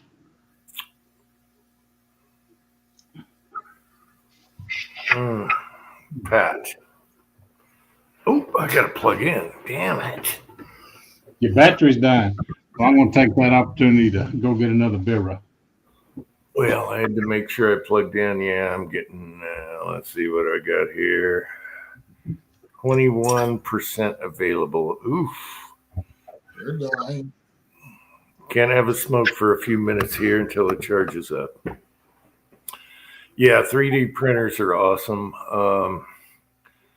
Any kind of handy little thing. And now my son is doing the CAD thing where he can design. He's learning that. And it's like, wow, that's cool. This is neat. So, yeah. I haven't gotten into them. Just one more expensive hobby that, I don't need to start on. I'm certain by the time I'm 70, everybody will have a printer in their house and they'll print off half the stuff they need. Oh yeah, he made a nice little cheek weld for his little folding stock.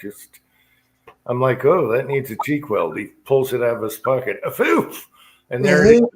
Perfect. Yeah. Oh, woo! Holy shit! I smell a skunk outside. As long as it stays outside. The wind's blowing at a pretty good clip, so I think it's coming off the mountainside behind me. But I hope it's not under my deck or something. Keep your cats inside. We've been there once with Leon. It was terrible. We got to keep our cats inside because we got bobcat fever in the area. Well, we got bobcats and mountain lions. That didn't stop Leon. We've got the virus that bobcats carry that kills your house cats, and our cat that we moved here with was killed by it. Wow. So this pair we just keep in the house. We don't let it go outside. A ticket bite a bobcat and then it bites your cat. But it's pretty different. Wow. Yeah, I hope we don't get nothing like that around here. The bobcats are pretty thinned down because of hunting and trapping. How's that, Kyle? I'll trade flashes with Kyle. Yeah, I don't think we have any bobcats, at least in this general area. So it's Florida. I'm certain there's some somewhere. But. Well, it's the bobcat fever virus is kind of where Arkansas, Oklahoma, and Missouri come together. Right where I live is kind of the center of it, and it's about 100-mile radius, and pretty much the Ozarks. And it's not a big issue anywhere else in the country. So how would your cats catch it from the bobcat? The tick that comes off the bobcat bites your cat. Mosquito. Okay. Yeah. So it's insect related. Okay. I was wondering. Okay.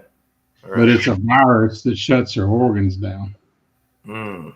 And it doesn't affect bobcats at all, but they're a carrier, but it'll kill a house cat. Mm. Judging by all the ticks I pull off myself every year, I'll probably have it at some point in time. I still get a scar right here just on top of my belly where I had to dig one out. Well, got done bullshitting with you guys. I went in to go to bed and I felt something scratching or felt something. Had a friggin' tick there and I had to take a scalpel and dig it out. Susan's had to dig ticks out of me 2 or 3 different times.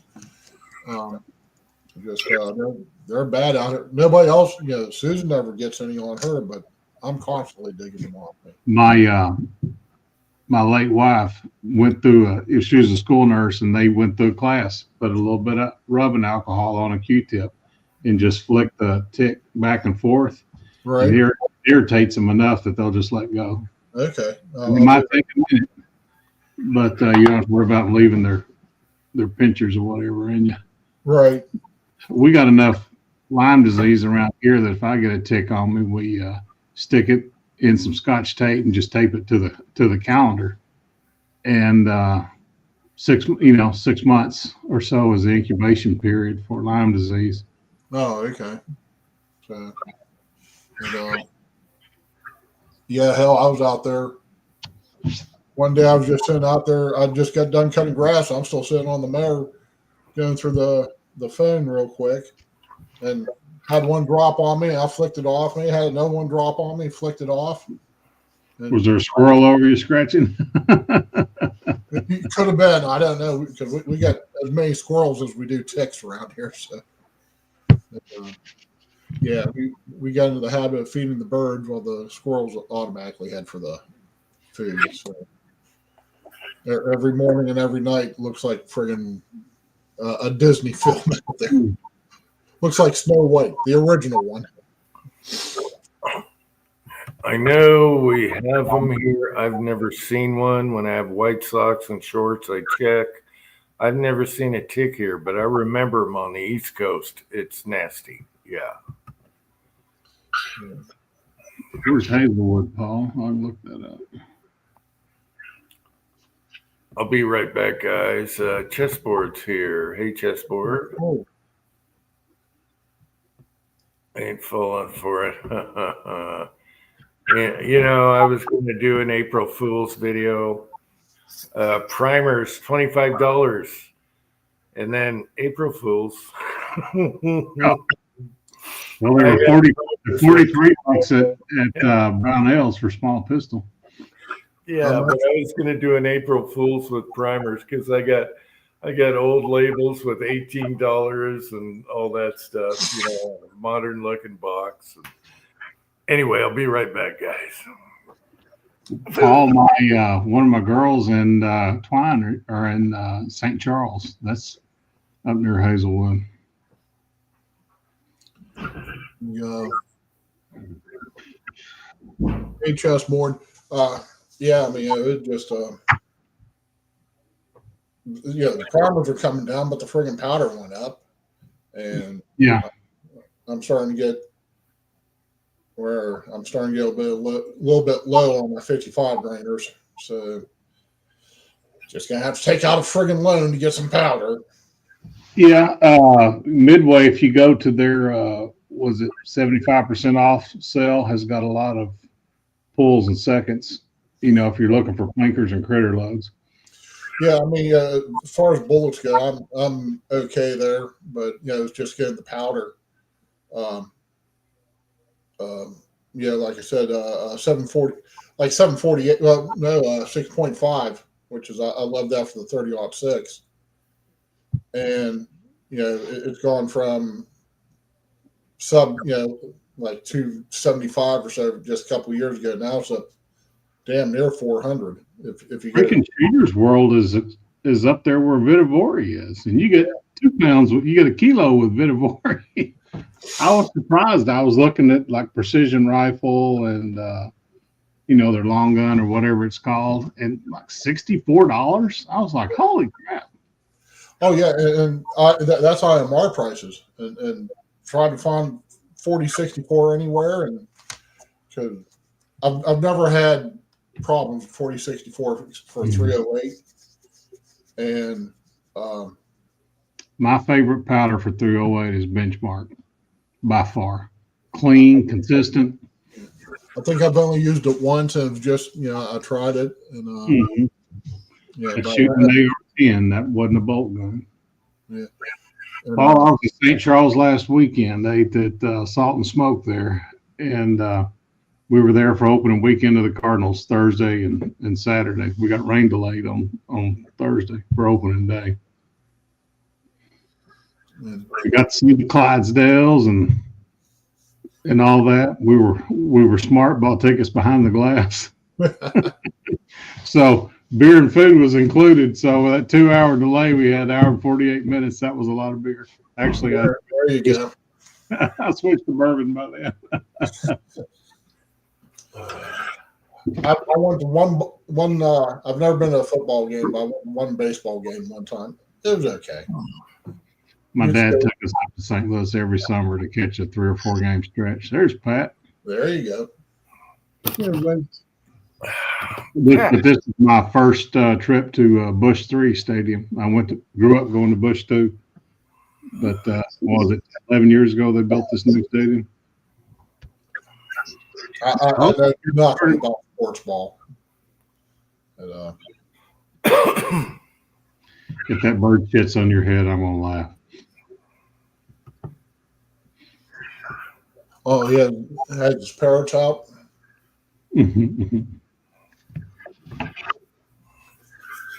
Matt, how are you? I'm doing good. I can't put the headphones on right now, so I'm having a hard time hearing you guys. Hoping you can hear me. I'm getting my hair done right now. So Right? Yeah. You get the condition. They're just fascinated with hair. It's like the neatest thing in the world. It's like, you have hair. Oh, You're- yeah. Hair done, or you're getting things picked out? Where is he? Come here. Ah, there you go. Oh, yeah. Yeah, you can't see him real well because of the virtual background. He's just getting the lice taken care of. There you go. Fried lice. Oh, yeah. How you doing, Pat? I'm doing good, but they're having a little argument. Her husband right now. He's in the other room, so she's got to go back. Fussing at her. At him from all across the room. Yeah, come on. There you go. We can see him now. Say hi there. Sure. Uh-huh. My the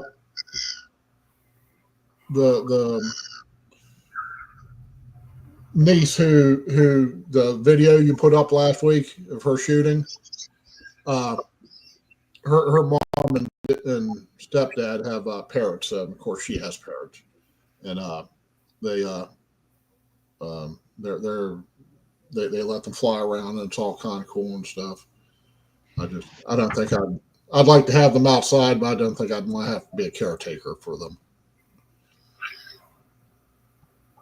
Mm.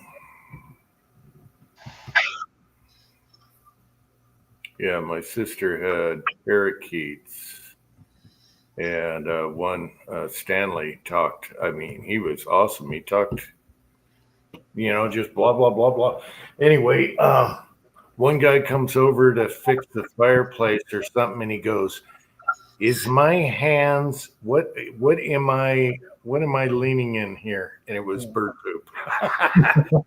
It better not be what I think it is. The hearth of the fireplace. Anyway. He was pissed. She was pissed. Oh yeah, they were pissed. Both of them. Yeah. For different reasons. Anyway. All right. One of Susie's best friends had cockatiels, and she loved and kissed on that bird and got histoplasmosis. They took out 2 lobes of her lung. Yeah. So she ended up giving the bird away. The doctor's like, you're too sensitive to it. It's basically mold growing in your lungs. Oh, hell. Wow. That's weird. Yeah, it's the mold that grows in their poop.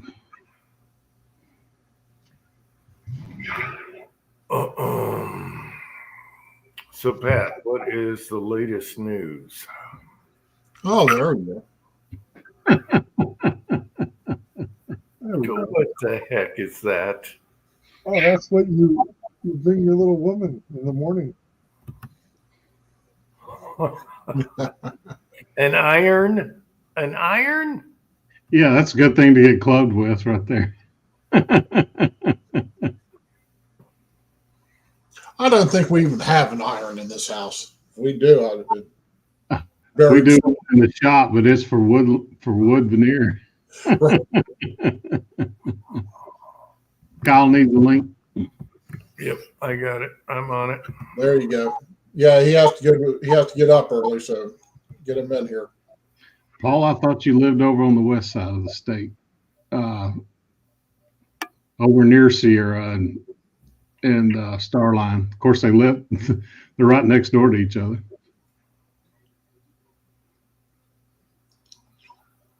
You're talking Pat? No, Patriot Paul. He lives in Missouri. I thought he Paul. lived over in West Missouri.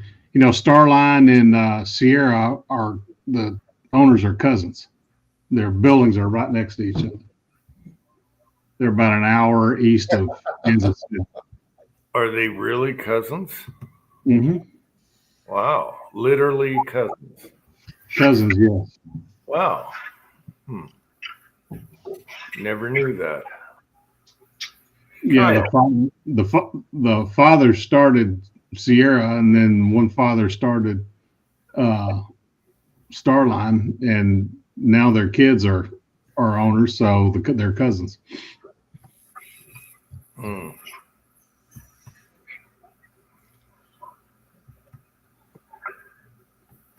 Yeah, Ozark. I thought I'd send you those pictures. Yeah, $200 for an 8-pounder. Those days are gone. Yeah, that's one of 2.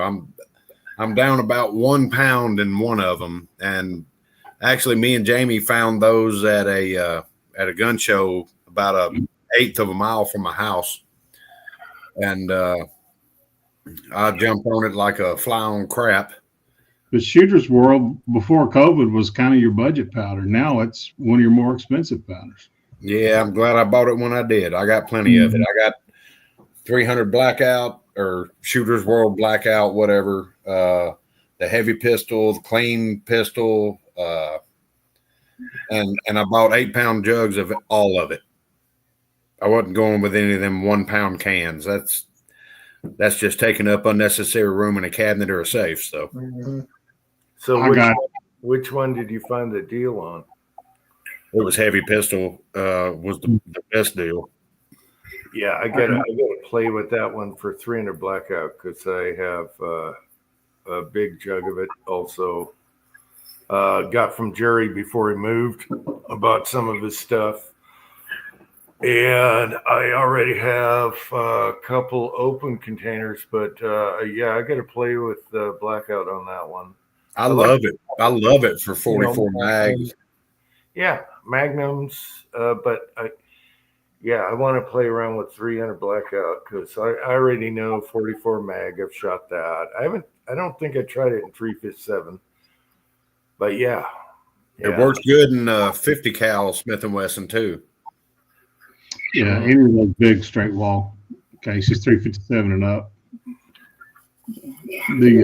I got 8-pounders in like unique CFE 223, CFE black, Winchester 296, clays. I got 2 or 3 more in there. I can't remember. But you can't find 1680 in an 8-pounder, or they're just not out there. I got 3 pounds of Alliant 26, Reloader 26. That's some liquid or powder gold right there. Whenever I come across a deal, I prefer to buy in large containers because you get a better deal. I've got 4064 Varget, Ramshot Silhouette, Ramshot Tack, and a bunch of Shooter's World. And the smallest containers are 4 pounds. Most of them are 8 pounds. Mm-hmm. So, I mean, I've got plenty of powder. It's primers that I'm having a problem with because I'm not going to pay $60 for a brick of primers. I'm not doing it. Small pistol at Brownells dropped to $43 last week. And then they charge you how much for hazmat? They were doing a hazmat free for a week there. Well, after you figure in hazmat and all that stuff, I can just drive right down the street to Cabela's and just go home with them. My local well Bass Pro Cabela's has been pretty consistently coming down in their prices too. Well, last time me and Angel went to Cabela's down here, it was $89 for a brick of primers. I'm like, you can keep them, just shove them and see if they hatch. Right.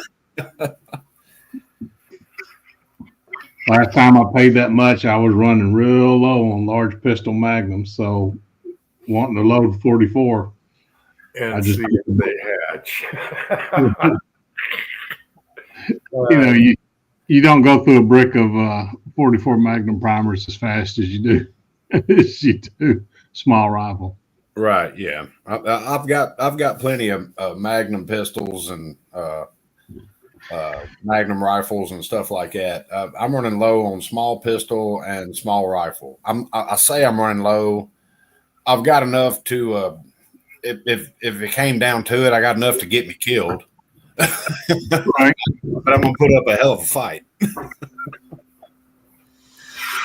Yeah, it's down. Just hang on a while.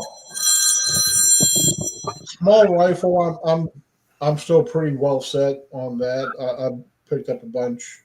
This is just before Sandy Hook, like I've talked about before. But large rifle, I'm starting to get. I'm starting to scrape just a little bit. So. And large rifle Magnum and large pistol Magnum are the two I'm low in. All the rest of them I got plenty because I got to have it there for a long time. Whenever CCIs were on sale for $24.99 a brick, I grabbed one. Yeah. I grabbed one, and that was a smart thing to do. I'm almost to the point of buying rifled barrels for some of my shotguns. Because I cast my own slugs and, all that. I've got a ton of shotgun primers. I mean, I don't care if they quit producing them today. I've got plenty. Yeah, the gun club I'm a member of, they had just started getting primers back in at a consistent rate of what was considered a decent price. So I stocked up on small pistol magnums for my 357, and then just about the time I was getting ready, I was starting to stock up on like small pistol. Boom! COVID hit, everything dried up, and still. Yeah, like I said, right when COVID hit, I got hold of Taco. And he went and got me a case of small rifle primers down at Gunny's. And he ended up just shipping them to me covertly, I guess. And I think I paid $29 a brick, and that was a 6-pack of them at $29 a piece, and that was right when COVID hit. You can't beat that with a stick. No. And 2 weeks later, Gunny's was out. So I just happened to time it just right. Tim S. is here. Hey, Tim S. So My you're local pros getting- got the primers on the shelf now. All brands: Federal, Winchester, Remington, CCI. 1 pound for $80. They can keep it. I'll make Yeah, my no, own. IMR is just stupidly expensive right now. I've got plenty of powder. I mean, I can blow this house up like 15 times over. Mm. Well, I'm not quite that close, but what the hell was it? The one of the chain retailers. They're going H335 in a lot, and that seems to be good. And price isn't horrible. CFE 223, the prices they're charging. Academy, so it's not horrible. So I'm slowly restocking certain powders and stuff. But like I said, for 308, as you well know, we've discussed it 100 times before. IMR 4064 is the greatest powder ever made for 308. Yes, sir. And you can't find it anywhere. Yeah, I mean, at least not at a price that I can afford. Hell, I got car payments to make. I can't afford IMR anymore. I got to looking through my safe downstairs, and I've got 1 pound jugs of Varget for $18. Still got the price tags on them. I just saw it and bought it. Why not? Because that stuff will work in anything. So same thing with 2400. The club started getting it at a decent price, and so I was starting to stockpile that, and so I'm good on 2400 for probably the next decade. I mean, unless I start to compete or something. The same thing with the primers. Like I said, I was just going to move into the next thing, and then COVID hit, and so now it's just like just load around like that. When the other stuff shows up, boom, you're ready for that. Varget is back. 335 is back at our ATV store of all places. So yeah, my Bass Pros had Varget for about a year now. Yeah, and they keep it on the shelf. H110 they keep on the shelf. What is it? What is it? For the Creedmoor 4138 shortcut or whatever it is. 4831 shortcut or 83 whatever. sure. Yeah, it's hey, Asia. it's a stick powder, but they cut it in about half length so it meters better. Asia is here. Hey, Asia, what's going on? Yeah, just load around what you got. All right. By the time you're it's there. It's showing up. It's coming. It's all coming back. I watched that video. I would like to see Russian primers back in this country. That would just loosen up everything in the market. If they would end the war, we get S&Bs as well. Well, here's the thing about the Russian primers. They're not going to, if the war ended tomorrow, they're so backed up where they're going to have to rebuild their stockpiles. Because I mean, one thing I'll give the Soviets for this: they kept everything, and and they're moving in old tanks from the 50s, just use them as friggin' artillery pieces. Because they had so many of the 105 millimeter shells. And it might not be the biggest or fastest or longest range shell there is, but it'll still blow you to shit if it hits you.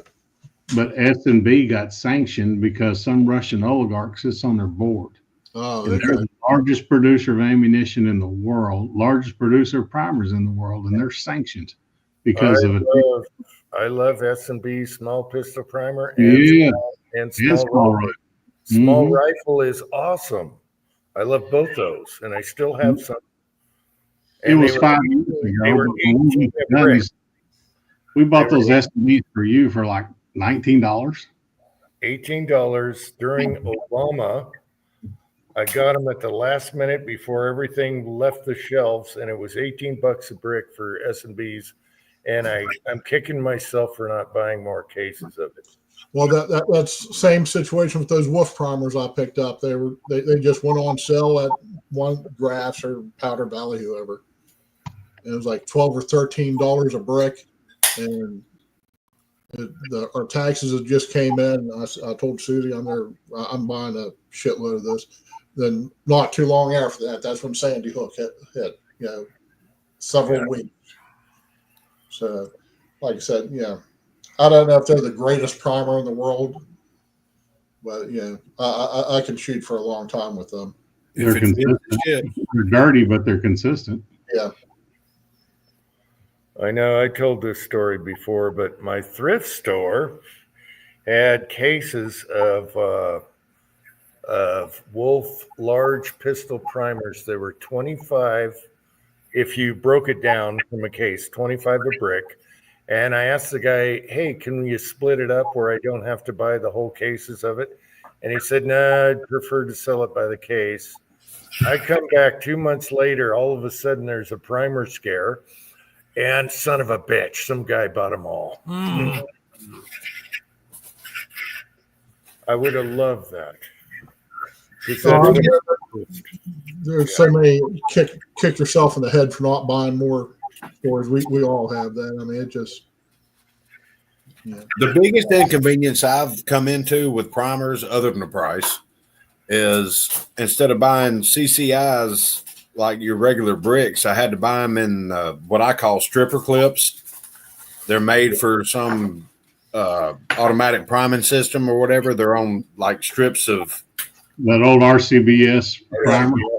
Yeah. Plastic. Yeah, the yellow plastic things, and you got to poke them out and all that. But I mean, that's just something you do while you're watching a YouTube video. Just poke them out of the plastic things, then you pick them up in your Lee pickup tubes, and you're back in business. It's just another step, but they were available and they were cheap at the time. So right. Got plenty of them. Yeah, that whole stripper clip thing or primer stripper clip, whatever it's called, that all lasted for about maybe a year. And it went over like a lead balloon. A $7 kitchen knife, Pat? Oh, Pat, you poor bastard. Oh, Pat. Man, I should bring it out here and show you guys. It was a 2-pack for 14, but cheap carbon steel kitchen knife. What do we even have for? Yeah. Oh, that's Really, bad. I'm That's getting bad. that right now. I poked in the bear again. Ooh, you should see the face. Honey, would you yell at me for getting a $7 kitchen knife? Yeah. She said probably. Really? That picture's hilarious. Pat, you got to be more covert. Always sneak them in through the air conditioning ducts. Before you know it, you leave it in plain sight for about a week. She'll never even know it's new. You know what? You're a whiny bitch. Oh, baby, I've had that. Really? Yeah, really. Well, What are we watching? We're about to see Pat get clobbered with that iron. Or Kind of what I'm thinking. boy. Oh. Yeah, never put it back on the shelf to think about it. Yeah, I know. Let's turn that virtual background off.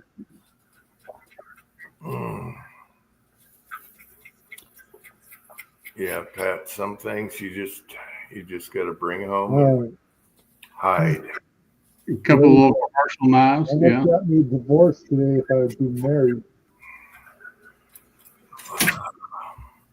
That's a terrorist weapon in Great Britain. Hey, if it works, it works. I mean, Oh, I got that one, Ozark. Man, there's a lot of stabbings going on over there. but aren't knives illegal over there? Things illegal over there. Well, they should make it illegal to not disobey the law that they made legal to make it where you can't have a knife. That's what they need to do. They need to make it illegal to do illegal acts against a law that made it illegal to do it in the first place. Throw them in jail. I got to do another skunk check. I'll be right back. They're just some of the silliest people, and how they ever conquered the entire planet at one time. Right. Well, I mean, here's the thing. If you want to stop drunk drivers from killing sober drivers, just ban sober drivers from driving. There you go. They have a major immigrant problem right now, and it is really messed up that whole. You're a bigot. You're a bigot. No, I'm not. They brought it upon themselves. You made the bed, lay in it. Yep. Everything is messed up over there right now. So cars, knives, whatever they got. Yeah, it's bad. Meanwhile, our biggest protest is keying Tesla trucks. And their leader is in such denial. He just keeps pushing the same scenario, and people are pissed. Now they're pissed. They had streets just loaded with protesting about all this crap, and the guy just keeps doing the same stuff. I'm surprised they didn't tar and feather him already. These Tesla drivers need to get a couple of cans of bear spray and just drive down the street and hose down those $1,000 a day protesters. Well, no, here's the thing. They got 4 cameras on every car. Why don't they have pepper spray with the camera? So if someone starts getting close, you just pepper bomb them. Just hit a button on your remote. Yeah. Yeah. Now, my father is an Air Force veteran, and I was at his house on my last day off. We were delivering some stuff up there, spending some time with mom and pop, and there was all these protests on TV because he's got the news playing 24/7, whatever floats his boat. Hell, he's almost 80. He can do what he wants. And I'm like, what are they protesting, Pop? And he goes, whatever the hell they tell him, whatever the hell they pay him to do. He goes, none of these people have a job. They're getting paid to be there. They don't even have a clue what they're protesting. Somebody shows up a sign, they repeat it with a bullhorn, and they get paid $2,000 an hour. If Elon was doing the Doge thing for a Democrat, it'd be the greatest thing in the world. Yep. Oh yeah. So I mean, and we know that. I mean, we talk about that all the time. So Yeah, just look back 20 years. They were preaching this. Oh, We have to get rid of government overspending. Oh yeah. Stupid spending is what Obama called it. Stupid spending. yeah, Right. but his biggest customers on electric cars were Democrats. And then once he switched, boom, let's vandalize and bomb the crap out of him. Mhm. He's the enemy all of a sudden. Yeah. However, some are getting caught, and I hope they get 20 years. 20 They should. They should. They're terrorists. Yeah, 20 years. Give them 20 years. I don't give a crap. Without the possibility of sunshine. Yeah, they got to put the hammer down on it's terrorist. It's a terrorist act. So Give them vitamin D pills. If they don't want to take them, that's their problem. And then when they finally get out after 20 years, they'll walk out and evaporate like a vampire. Yeah. Put them in Either prison. way, problem solved. Put them in a prison cell with Friendly Phil. yeah, a few years ago, I thought nothing of Musk. He meant nothing to me. Now, to me, he's a patriot. He's getting his own companies attacked, and he keeps doing his thing for America. Keeps Okay. on smoking it. Yeah, and so now I got huge respect for Musk. I got gigantic respect. The guy's got balls. He's taking the hits, and even though when they key their cars, most of them go back to the factory. That most go back to the dealership, and he makes money off of touching them up. But however, all right, yeah. well, see, and here's something else that somebody else brought up, but it's when they go to these dealerships and they burn these cars, that doesn't affect Elon Musk one bit. Those cars he sold those cars at least months ago. Yeah, everything you see sitting on that car lot is owned by the car dealership. And I'm not the biggest fan of car dealers or car dealerships, but yeah, he doesn't so have you're he not, doesn't have franchise dealerships. They're all company stores. Well, Yeah. That's how he keeps his costs down. oh, okay. I Yeah. thought they were like a lot of the other. No, he doesn't have franchise dealerships. You would hope they're insured at least, but the insurance company might be backing down now. Yeah, but The I ones- guarantee you, every commercial policy of insurance excludes unrest and riots and bullshit like that. War. So, yeah. Yeah. Acts Yeah. of God, stuff like that. So, and here's the thing.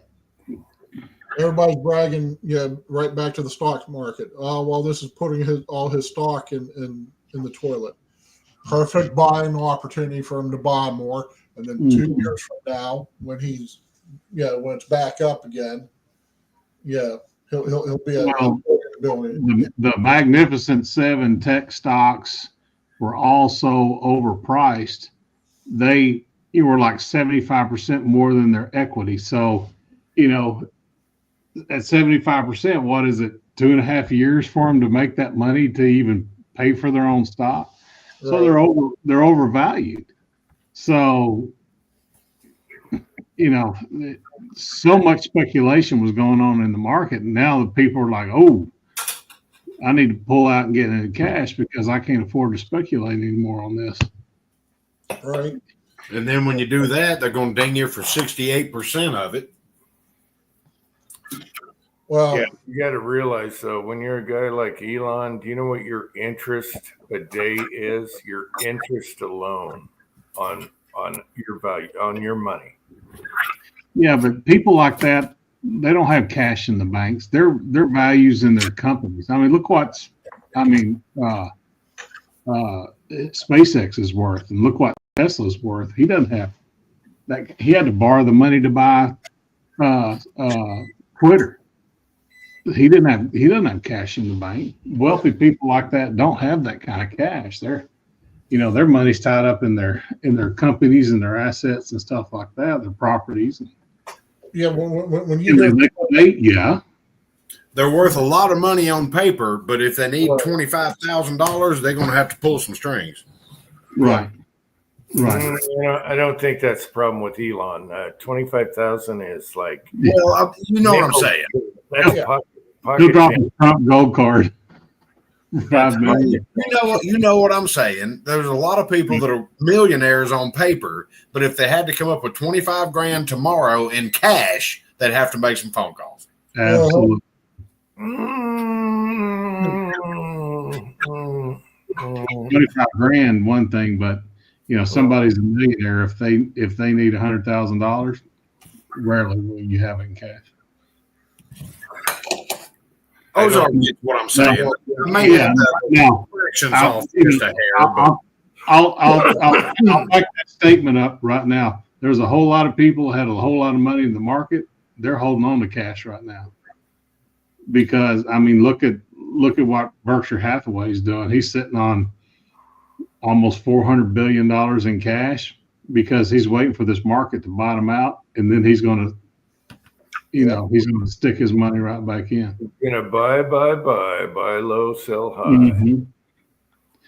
But you're silly if you leave your cash sitting there because up until 2 weeks ago, a 6-month treasury note was paying 4.5%. So why not? That's 9% a year.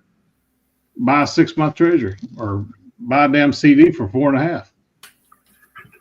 But I happen to think Elon could whip out millions in a second. He's not one of those can't get $25,000 guys. well, like I say, I may have had the math wrong. He gave millions to voters to vote on the thing in Milwaukee. So the court, and we lost. However, the one good thing about Milwaukee is they did voter ID, and they actually voted for it overwhelmingly. So at least you got that going on. But Wisconsin, I'm talking about. I think the majority of the country would do that because the way they're handing out Social Security cards now, you can go get a driver's license. Well, all you need is an ID to go register to vote. I know, but they're working on now. They just worked on a law on that you can't do that anymore. The Trump's working on that right now.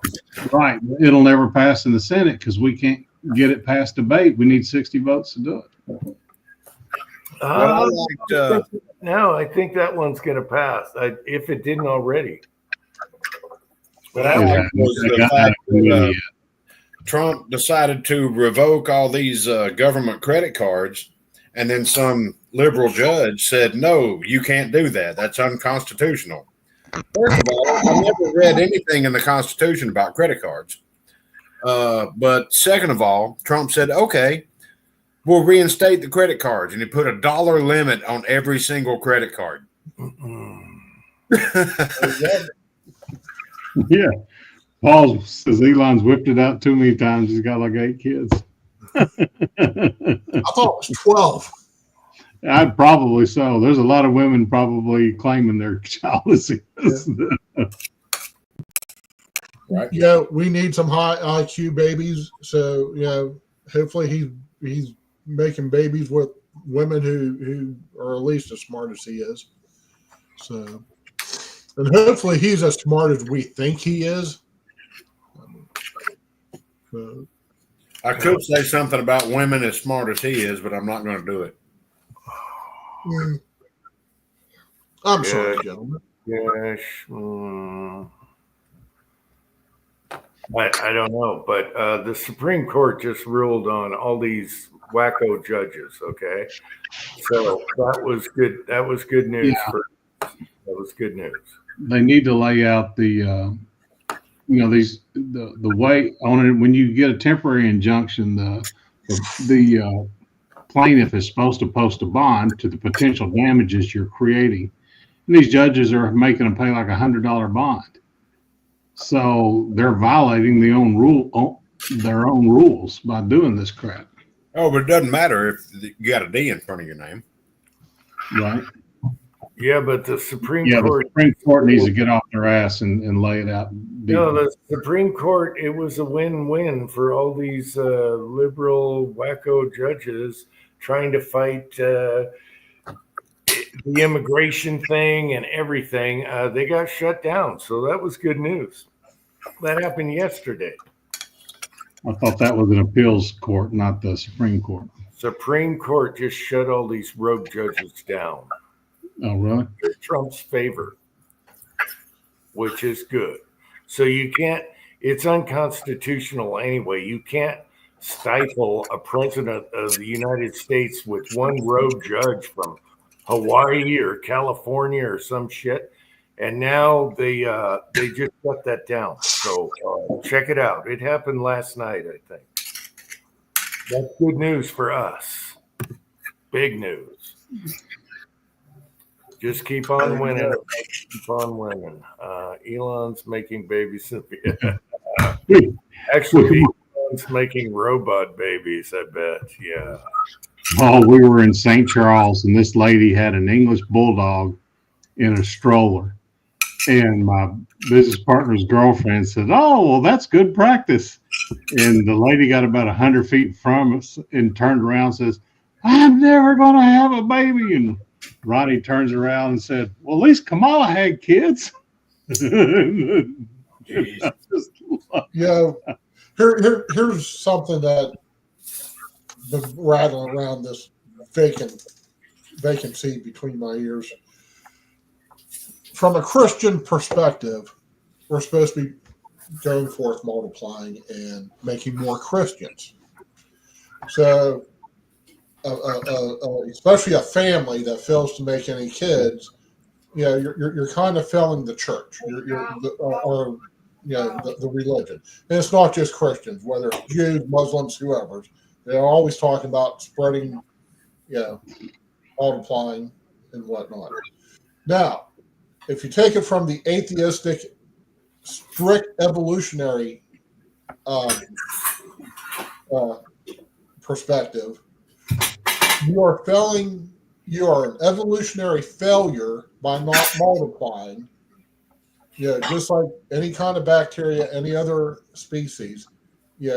So either way, if you're not making babies, unless you just, for there's some physical reason you can't make kids, but anybody who just deliberately doesn't have children is an evolutionary failure from whichever perspective you want to go from. That's my pontification for the day. But they go out in the schools and the universities and indoctrinate more.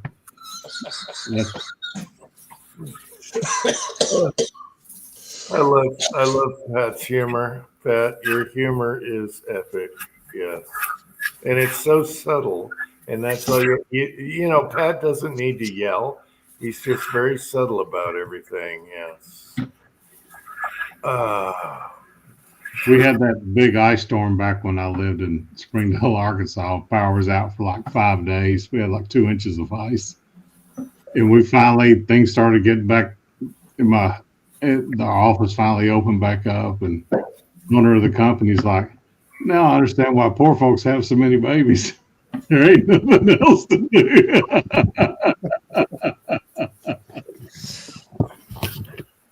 Well, we do have a baby problem because families aren't having enough babies. So, and it's not just America either. It's worldwide, especially rich, first world countries. Whether it's Korea, whether it's in Europe, in the U.S. and Canada, probably Mexico even, and the movie Idiocracy was not a comedy; it was a warning. and meanwhile, Gates wants to reduce the population, and everyone else wants more abortions. Mm-hmm. Yeah. Lighter. Congratulations, Patriot. Well, Gates needs to go to India and start preaching now, because there's more people in India than there is in China, and they got a quarter of the landmass. Yeah, but isn't most of their overpopulation is just because everybody's trying to live in the few cities, and once you get out in the middle of bumfuck nowhere, India, it's like being in Texas. Never been there. I've got a cousin that's been there, and she says everything smells like sewage and diesel over there. So. Oh, that. She was a textile buyer for Walmart. Oh, Pat, so bad. Congratulations, Patriot Paul. It's tough losing your pets. Yeah. And that seems to be the way to overcome. But then again, years from now, same problem. It's sad every time you lose a pet. Buy small dogs, they live longer. That's right. Buy dachshunds, they live 12, 14 years. Not Fred, the one we have now, but Lily, the one we had before. She lived a long time, and she was just wore out. Her hips were gone. She just blind in one eye, couldn't see out the other, deaf as a doornail. So we finally had to put her down. And I can't tell you how many deaf and blind chihuahuas I've seen in my lifetime because they're 18 years old. Yeah. Okay, Pat, what mines are you talking about? Coal mines, diamond mines, or battery components for batteries? Get 10 or 12 of them going just to get them down in the mines and make an income. Oh, that's so bad. That was Twine. She grew up on a farm, six kids, put them kids to work. Yeah. Hauling hay, feeding the chickens, feed the hogs. Pat is really from the 1800s. No, this was in the 30s too. Before the child labor laws. That and Send them to the factory, That's what they're doing in India. Put them to work. Yep, it used to pay to have kids, not anymore. It's true. Every kid had to mow the lawn at the age of 6. Okay, he's mowing the lawn. He might lose fingers or toes, but he's mowing that damn lawn. If you could start the mower, you can mow the lawn. Yeah, that was my era. You're mowing the damn lawn. I don't care about your toes or fingers. We'll figure it out later. Yeah. I guarantee you I was running a gas weed eater at 10 years old. I had a real mower. You know how dangerous those are. And also, the other type to get the little bits. Anyway, yeah. Very little schooling needed. Get out there. And don't come back inside until it's done. Well, my older brother had to use a sling blade because we didn't have a gas weed eater. Very little safety tips. Very little, if any. Yeah. If you cut your leg off, you're holding it wrong. Right. I can tell you how to use a Kaiser axe. I can tell you how to use a sling blade. I can teach you all. I've told this story before on my little league team. The kid lost his 3 fingers, and they took his toe off and put it as a thumb. So he had a toe for a thumb. It was butchery back then. Anyway, he was the best first baseman ever because of the mitt. Okay. This is a true story. Oh, my mechanic's little bird finger is a toe. I got pictures. We were the Eagles baseball team, and one of our best players lost fingers because of a lawnmower, and they put his front toe, his big toe, as a thumb, and it was hideous looking, but it fit a first baseman glove like a glove. And he was the best first baseman ever. It was ugly, though. That poor guy. I hope he's still alive. He was my age. That's a true story. That's a true story.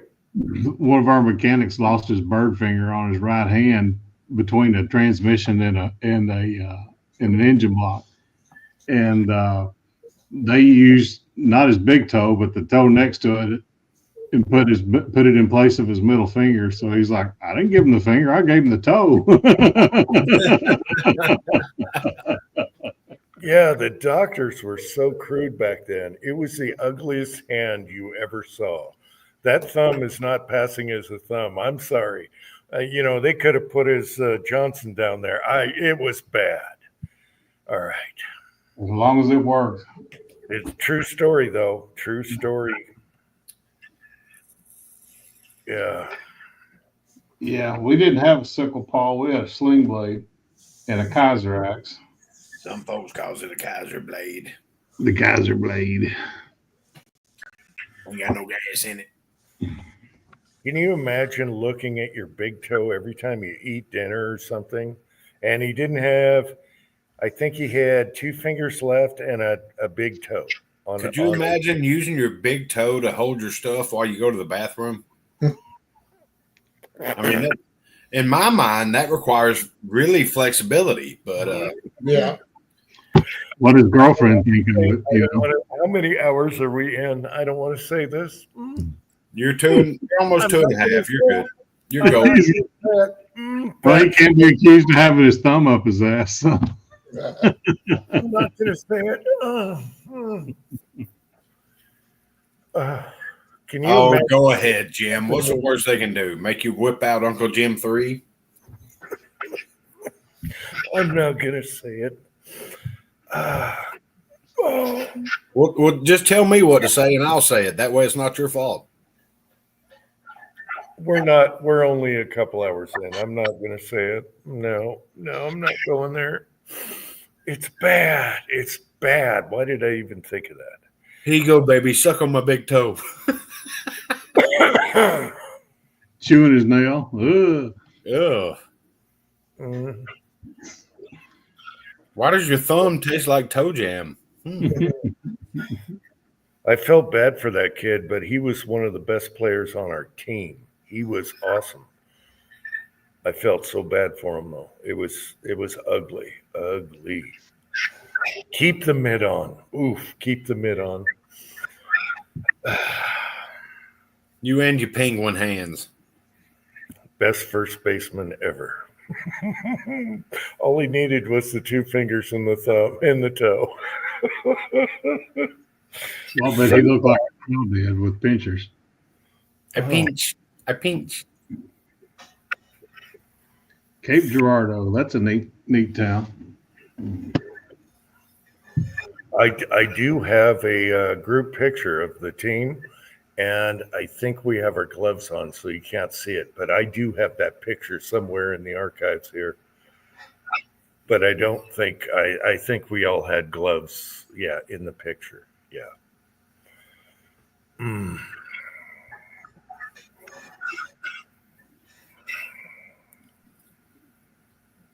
Well, this is going straight off the rails. Guys, I got to be up at 4 o'clock in the morning. I'm going to have to. Woo! Where you working now, Kyle? I'm a sous chef at Food City grocery store. There you go. Not a sous chef, a sushi chef. Sorry. Sushi chef. Say that 10 times fast. I tried. I couldn't do it. And he's only 3 miles away. Right. There you go. A little longer of a rickshaw drive, but Just don't lick your fingers. Wait. I won't lick my big toe. Just don't mess with those poison fish where you got to be super delicate.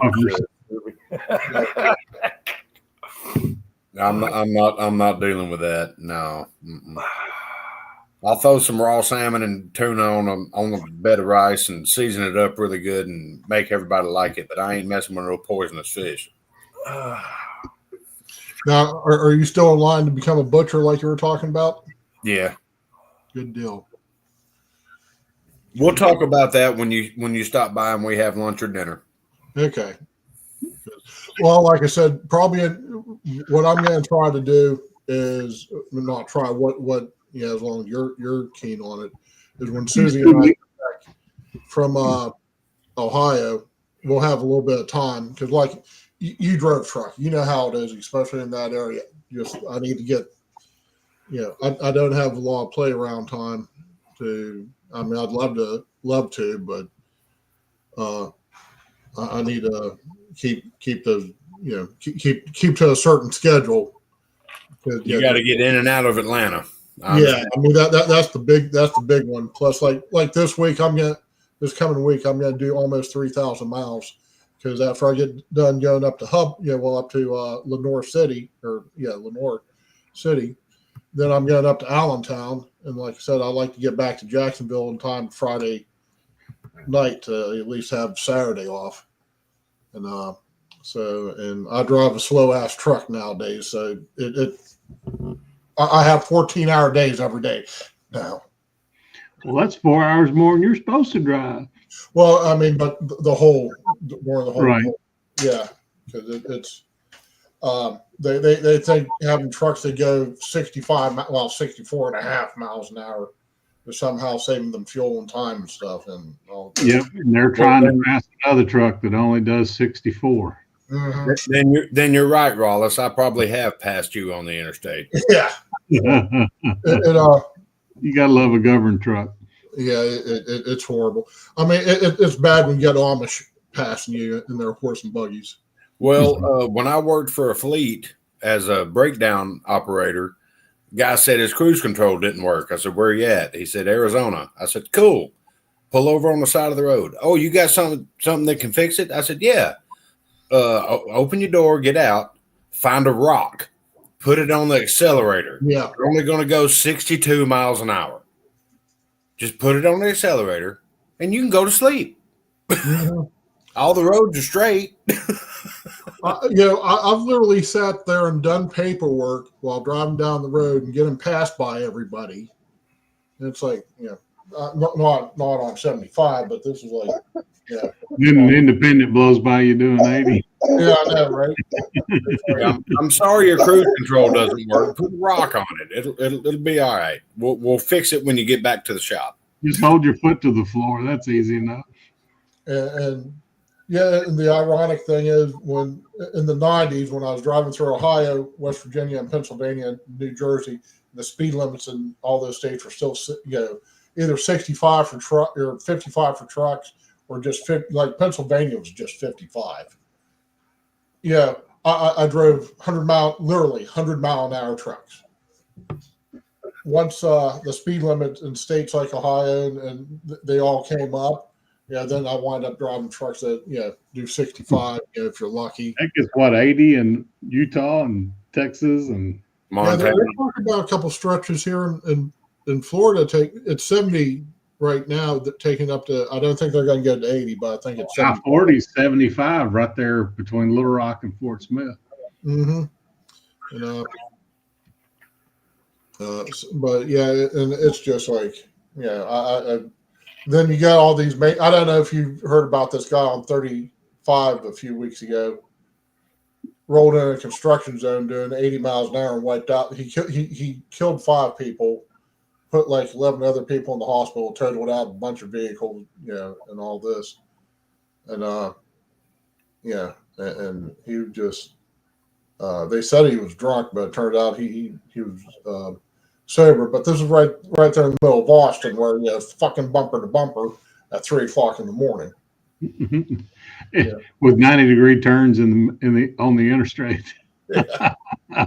We drove through Boston and I was like, what the hell, a 90-degree turn on the interstate? Well, but at least there's signs. Right. Yeah, a quarter mile ahead. It's just nobody can read them, because they're in English. Yeah. Oh yeah. You get up in New England and the speed limit is a suggestion. Yeah. Well, Kyle, I hope you and Rellis hook up sometime and, get your sleep, buddy. Thanks for that. Well, I just found out that I have to work tomorrow. I thought I was off. I thought I was going to be able to cut up with y'all, but jeez. I got to go to bed. I was supposed to have a set schedule, and apparently it's set in mud, not stone. Yeah. You know what? Don't bitch about the money because you just came off of what 7 weeks of not working, and I don't know if your wife has a job or not, but she, with her being down like that. Oh yeah, she just went back to work too. So there's money coming into the house now, which is great. Yeah. So make hay when the sun shines out, like they say. So she fully recovered, Kyle? She's about, I would go 70%. She's released to work and all that stuff, but she still has restrictions and all this stuff. But she can finally eat. Hell, we've been eating steak and stuff like that. And she, after her liquid diet, we've been eating good since she got released to eat real food. Okay, bud. Good night, baby. I'll be in shortly. I love you. All right, man. Love you guys. I'll see y'all later. You All right, take care, Kyle. Bye, guys. See you in a little bit. Yep. Have a good one, bud. See y'all. Little Miss Susie just went to bed.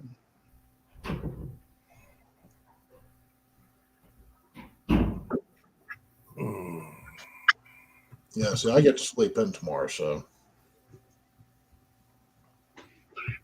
Yeah, I don't have a schedule, so if I sleep, I wake up. If I not, I sleep in later. Lately, I've been getting up at like 11 in the morning. Oh my gosh, or noon. Because I watch movies all night. Can't sleep. 5:30 for me during the week. I sleep till 7 on the weekend. That's a good one. About 6:15 this morning. Yeah, just a few months ago, I was waking up at 4, going to bed early. But it just depends on if I sleep or not.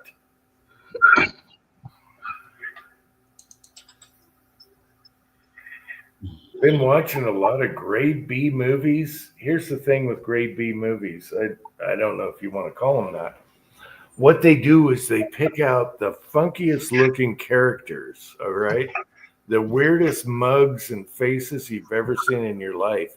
And that's how they get away with it, because you got all these characters that are like, who the hell is that guy? You know, and then that's how they get away with it instead of a high-end movie.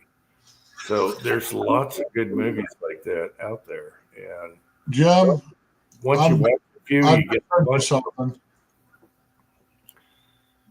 What's that? I just sent you something. Go ahead and just. Who is Bump? Is that you? Yeah, that's me. The tree? Yeah, just play it like you did last week.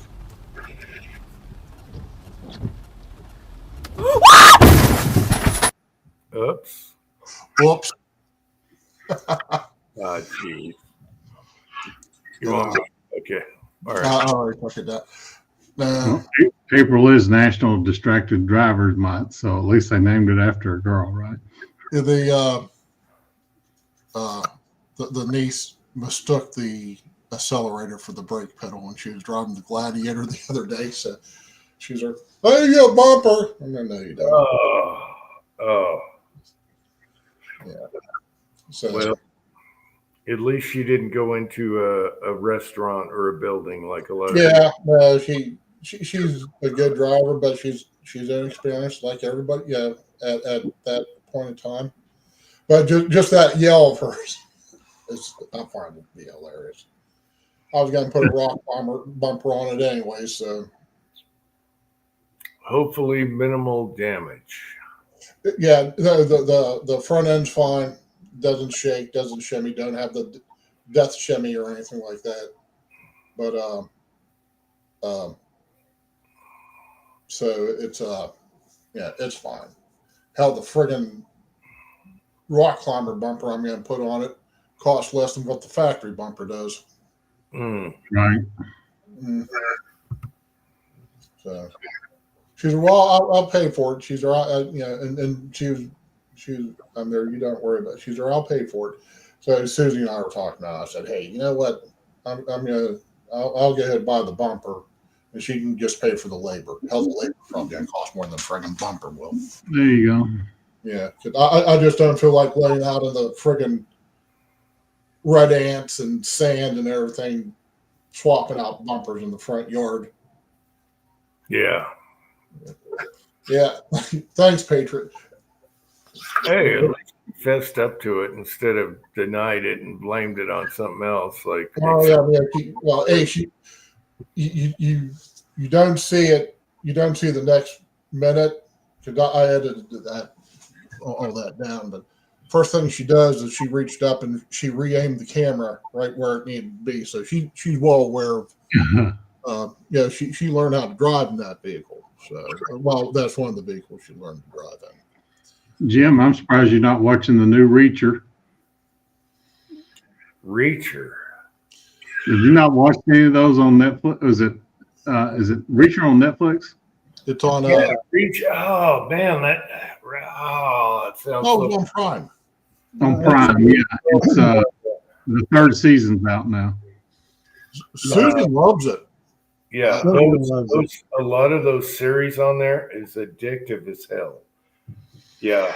So, did they ever bring back the one where the accountant? What was that one called? Yes, they're doing a second season with Ben Affleck. They're doing a second season on The Accountant. Well, no, it's not out yet, but they're doing one. Oh, it was the guy that laundered money, and the family gets involved in everything, and then it was a big cluster. You know, the guy that laundered the money, the accountant guy, and he got affiliated with the mob, and they were trying to burn money and everything, and they bought this lake resort. Ozark. You're thinking Ozark. Yeah. They ended that series. Yeah. When Ozark is here. Did they ever do more seasons of Ozark? No, they finished that series. Yeah. Actually, it should be called the Old Vagina Chronicles because the second season on it just went downhill. First season rocked. But, I thought it rocked all the way to the end. Where I remember is the cartel guy invited him over, and boom, they take the other guy out right in front of him and splatter all over there. The chick, yeah, they blew her away. Wasn't that the ending? Yeah, that was the end of, I think, season 3. They did, I think, 4 seasons. They did a season after that, yes, but yeah, they ended up killing off the little blonde country girl, and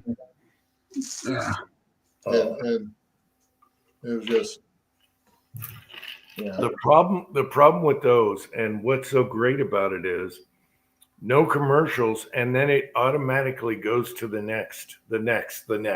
And so what are you doing? You're staying up all night because automatically it starts the next episode. And there's no time to stop it. And you're like, oh, I got to watch this last 3 seconds at the beginning. Oh, and then you're stuck and I'm up all night. You know what I've been starting to watch? Well, yeah, I'm halfway through the first season. Is the old Kojak series. And it was the old reruns. Because I remember growing up, Dad watched it religiously. Oh yeah, Wallace Greeks and all that. Oh yeah, I've watched every Kojak in his little finger too. Yes. Yeah. And well, I don't know if you noticed, but he's missing, like, talking about people missing digits. He's missing one of his fingers, or it's all chopped up. Yeah, and he's got a crippled pinky also. Mm-hmm. So he got a Purple Heart. Yeah, unlike a lot of Hollywood actors, he actually did serve in the Second World War. Right. He got so he got banged up pretty good. I always watched Kojak growing up. That was one of my favorites. So all those, Kojak, Beretta, Hawaii 5-0, whatever. Yeah, they were all. Everything was detective movies. And just one more question. Just one more question. Who was that? Columbo. Come on now. Just one more question. Okay, Columbo with the eye, yes, and the cigar, yes. And at one time, I think it was on Netflix. I went through the whole Columbo catalog one summer.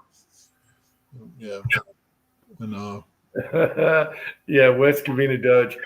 A lot of times, I watch the older movies and series just for the cars, and I know exactly what era and date it is because of the cars.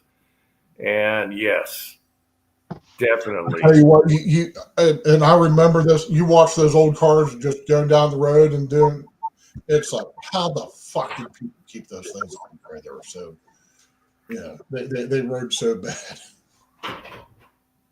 Yeah, well, especially Starsky and Hutch. That thing is not a handling machine. So yeah. What? Twine and I watched Boardwalk Empire. We enjoyed that one.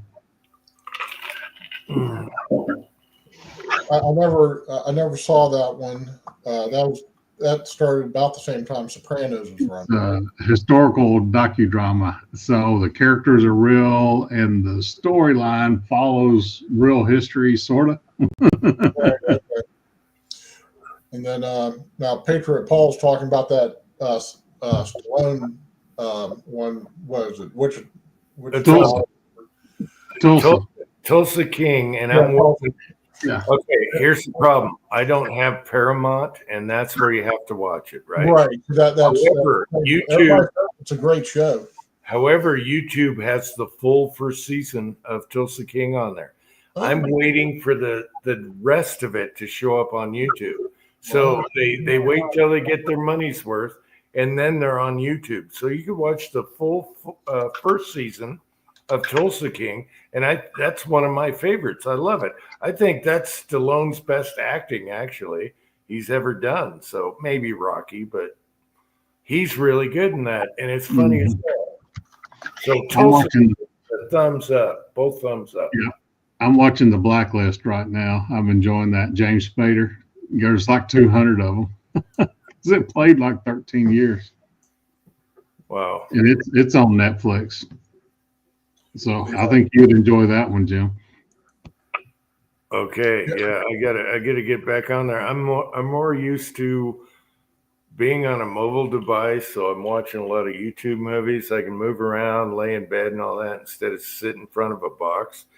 But yeah, I got to catch up. They have a lot of good series on there that are addicting and will keep you up all night because they just play one after another. You know, The boom. Blacklist is that way, and it's a continuing storyline, so Yeah. it'll keep you going. Yeah. Hey, yeah, Patriot Paul just put up about Jimmy Stewart flying 26 missions during the Second World War, Yep. but he Yeah. also kept his commission, and he was still flying even during the Vietnam War. He apparently he did some missions even then. Now, whether that was just to keep his rating or if he was actually dropping bombs or whatnot, yeah. But it, yeah, it's Yep. my understanding that he never, yeah, he didn't quit after the First World or the Second World War. I mean, he maintained his. He was in the reserves, yeah. There's a lot of stars that were heroes. Even Clint Eastwood crashed in a plane, okay, and jumped out. And the other two guys died on the plane, I think. He jumped out in the water. Even Clint Eastwood, and he wasn't, yeah. Yeah, I didn't know he had any military. Who's the little short guy that was the most decorated? That's Audie Murphy. Audie Murphy. They talk in the series about him. They would lock him in a hotel room, and he would like scream and beat the walls and just have these nightmares that he had PTSD major. PTSD, yeah. And if you looked at Audie Murphy, you're like, no, he's not Rambo, and he was. He was Rambo. Yeah. Yeah, you look at him, you're like, what? He's 5'7"? And Eddie Albert was Green Acres, right? Yeah, he was another one that served. From what I understand, he was he drove one of the whatever they call the transport that during D-Day, where they went from the ships carrying the troops onto the beaches. All right. Apparently, he operated one of those boats. I forget what they call them now. Yeah, there's a lot. Mm-hmm. There's a lot of celebrities. Yeah, there's a lot of celebrities that were badass, and you never, if you look at them, you're like, no. Like Audie Murphy, you're like, no, he's not Rambo. The guy's the most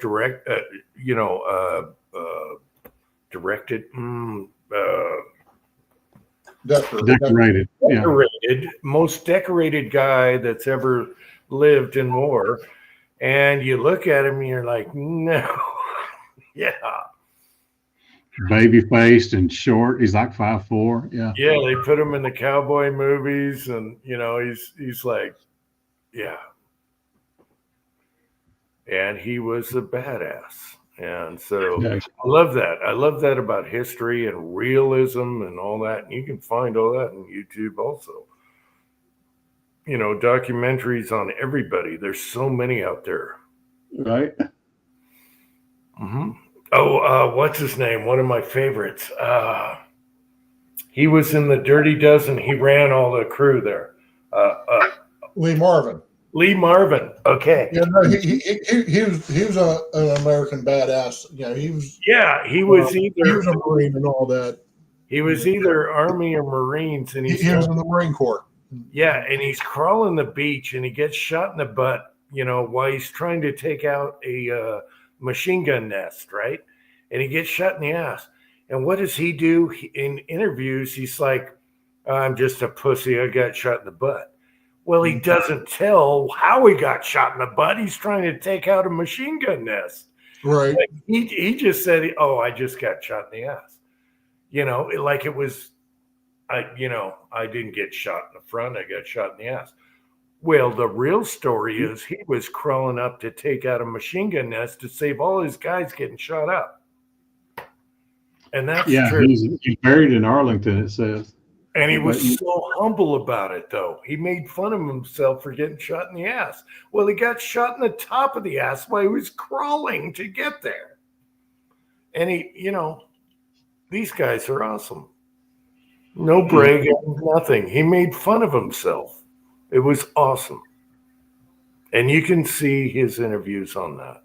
He tries not to talk about it. He got shot taking Saipan. Yeah. But he made it sound like he got shot in the ass like he was running. No, he was charging a nest of a machine gun from the Germans or the Japs, whoever they were. Japanese, yeah. I think it was Germans. I don't know. If he was a Marine, he was fighting in the Saipan, it's that's where Okay. the B-29s launched to drop the bombs. Anyway, just shrugs it off in an interview. It's like, oh, yeah. No. Guy Yeah, was whenever you're dealing with somebody who has to remind you about every 5 minutes they were in the military, or they were in Vietnam, it's yeah. yeah. And I know I was being a little nasty there, but there's Yeah. good. Yeah, I 57 years ago. One of my friends' father was shot on Iwo Jima. He thinks by friendly fire. He was a mortar man, and he was carrying an armful of those tubes with the mortar rounds in them.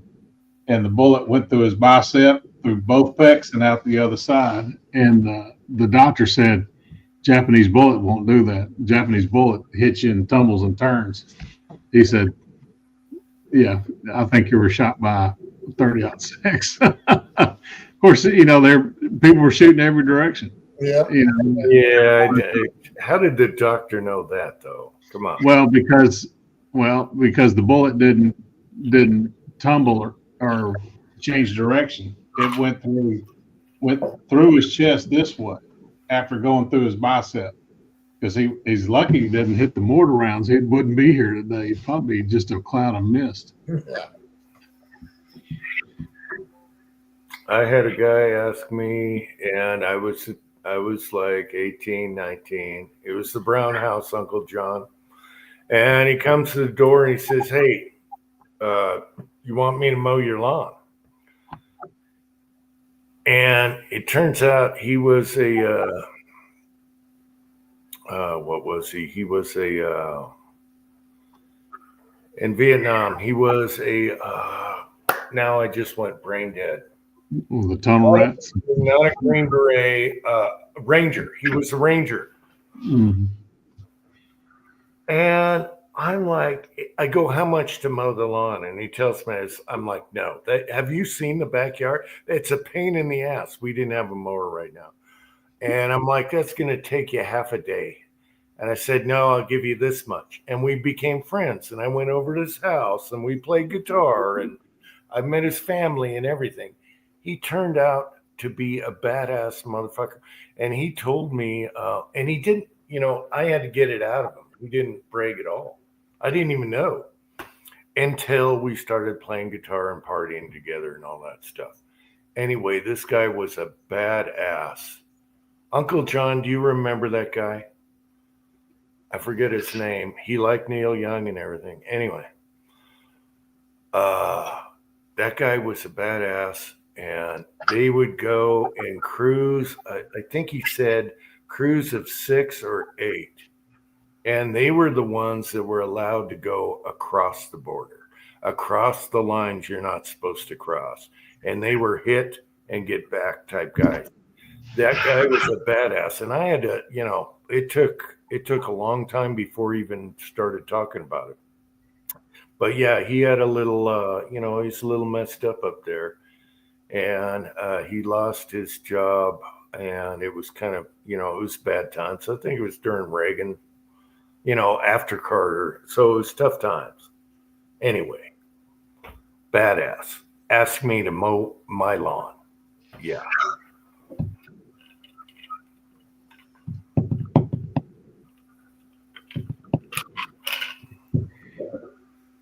I'm going to go get a drink. I'll be right back.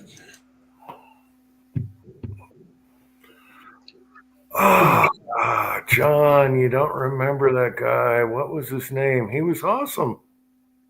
Nice family, had a daughter, nice wife. Anyway, he was going through bad times. Everyone was, because it was right after Carter, or during. Right after, I think. Right in that spot, anyway. And he was an oil rigger, so no job.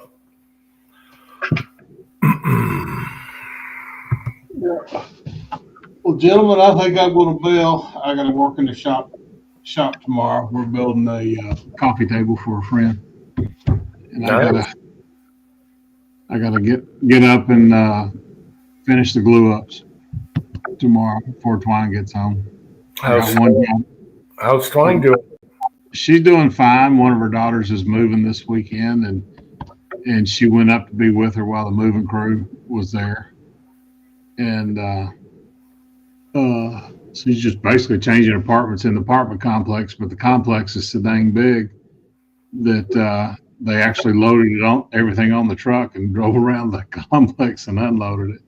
It was $100 more for her to go from a 1-bedroom, 1-bath apartment to a 2-bedroom, 2-bath apartment. She was like, $100, I'm moving. So she got a lot more living rooms, twice the size. So she's happy.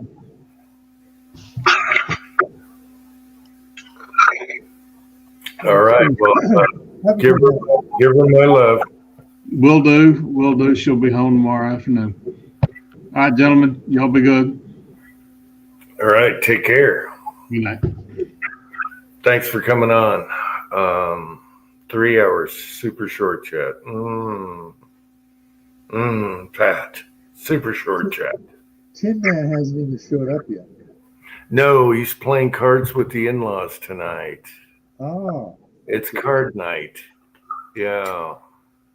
So no Tin Man, no Mrs. Tin Man. Oh, buddies. Update on Tin Man is he did the trim after the floors around his reloading room, but he ran out of like this much trim.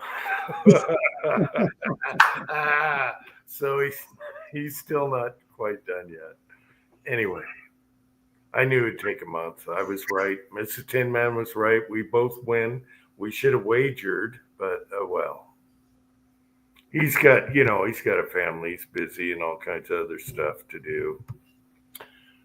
But yeah, you always order that little extra trim. That's why in the garage I have all kinds of different trim that's like 4 feet high. It's leftover. But you make something else out of it, Anyway. What else is going on? We got 15 people still watching.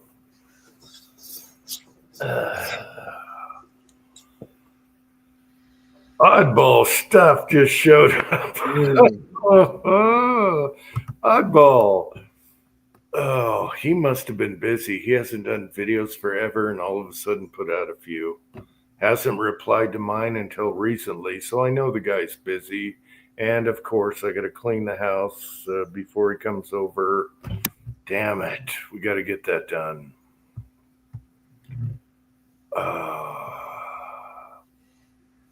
Just enough time to write this before the next adventure tonight. Oh, adventure tonight. Wait a minute. Adventure.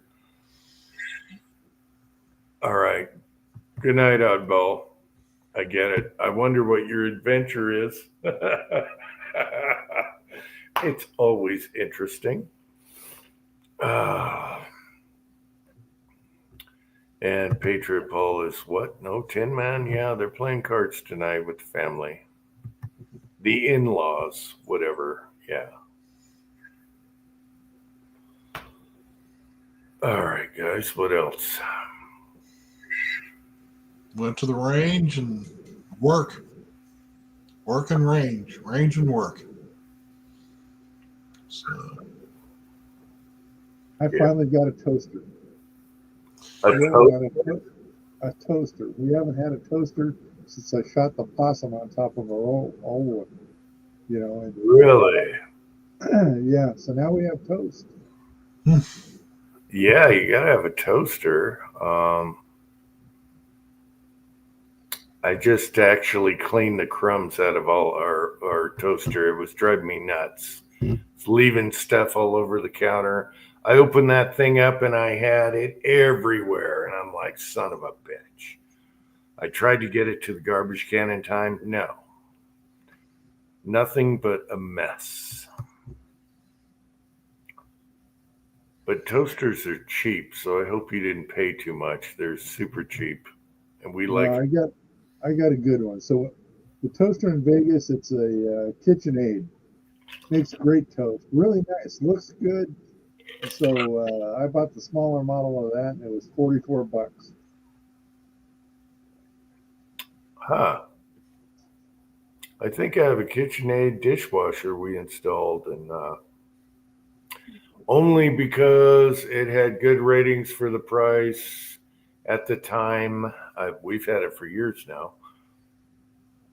And we had to cut the cabinets open and install it because the house didn't come with one because they believed in washing dishes. I don't know. Anyway, it works great and it's super quiet. So My dishwasher is called Susan. yeah, well, okay, this is what I told my wife. She's like, I want a dishwasher. And I'm like, you got the beautiful mountains. Pat, you know the view. See the view right there? That's our kitchen. I took this picture from our kitchen. And I'm like, you got a beautiful view. What do you need a dishwasher? Oh, she was pissed. Oh, no, that was no bad. So we have a dishwasher now. And it was easy because the house had the plug in for it and everything, on the other side. So it was like, if you want one, here you go. Just cut this cabinet out and put it in there. So that's what we did. Anyway, I'll never go back. Yeah, especially if I have to hand wash. No way. I need a good 1680 load for a 10-inch 300 blackout subsonic. I'm thinking like, well, you're close. What bullet? It depends on your overall length. So yeah, you're really close in the 10s. If you get close to 12, check your volume, okay? But you're right in there, Tread. 10.8 is fine, and you could. I don't know what length and he's talking about a 220. All right, 220. Yeah, start in your high 10s. Just start there. And what's your overall length going to be? Yeah, you should be fine. You should be fine. And one thing I noticed is a little hotter you go, the better groups, but don't go too far. Yeah. But some I shot the other day in a video was like 10.6 grains or whatever with a 320 or a 236 grain bullet. Sorry. It depends on your overall length and how much volume you got. But yeah, you're right in there, Tread. Yeah. Okay. Yeah. You could go 200. Yeah. Yeah. You're going to be fine. Starting the mid high 10s. And then you might notice, if you're going to do ladder groups, you might notice a little warmer it goes, the more accurate it's going to be. Yeah. But for now, stay in the 10s, low 11s, just to start. Don't know what primers you're using or your brass. I'm talking LC brass as far as, volume, thickness, all that. But yeah, you're right on there, Tread. You're not going to have a problem starting there. I got little sheets of paper on the desk, as a matter of fact, because I've been playing with bolt action and all kinds of stuff. I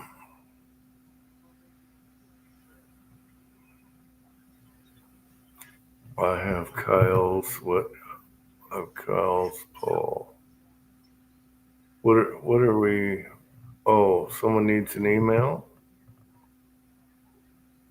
Oh, Gunswatter. I don't have Gunswatter's email, so yeah, you guys figure that out. So how much does your altitude change your load data? Yeah, I get more feet per second up here. I'm at 7,000 feet almost. Okay. So I'm going to have, I don't know what your altitude is, but you're going to be slower than I am. Yeah. But you're just worried about quiet, right? Yeah. I'm definitely faster feet per second up here. And it's louder. So I got to worry about that.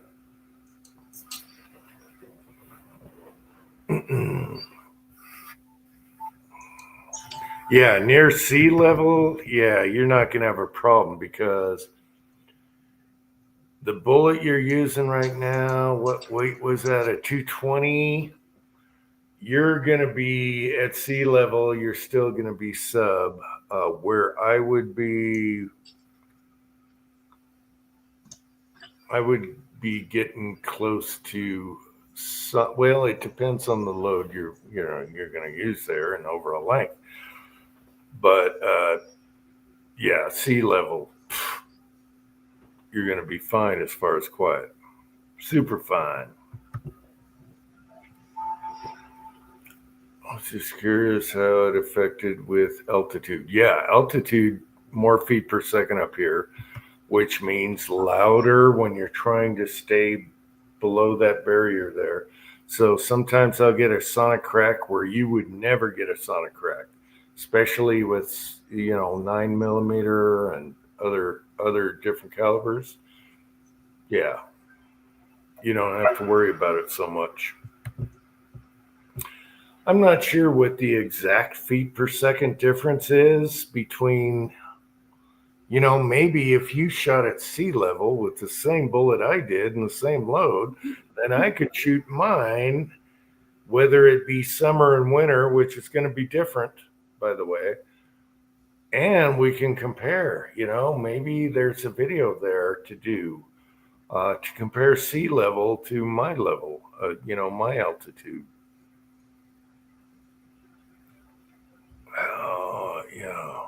So there is a big difference, though, especially shooting suppressed, trying to stay quiet, staying below that 1075 or whatever.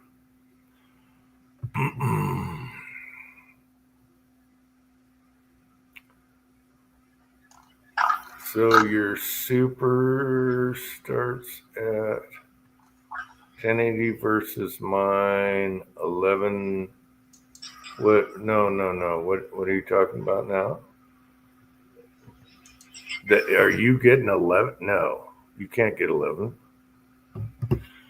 What is he talking about? Feet per second? Sounds like it. No, mine is going faster than yours. Okay, you're at sea level. You're going slower than I am. I'm going faster. Just like a golf ball. If you hit a golf ball up here, you're hitting it much longer than you are down at sea level.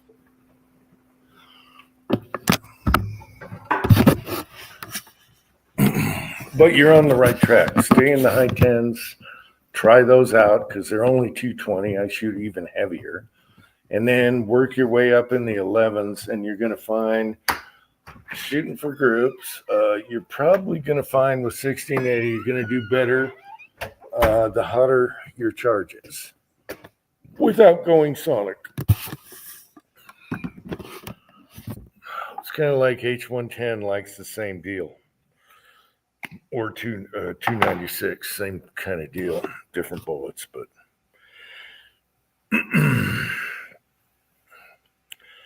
miles per hour versus feet per second.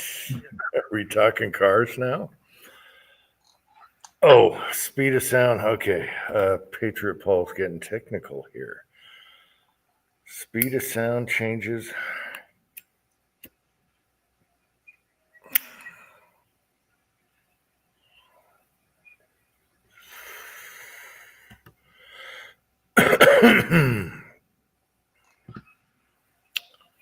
All I'm saying, higher altitude, you're getting more feet per second. Just like if you hit a golf ball, you're going to hit it longer at higher altitude.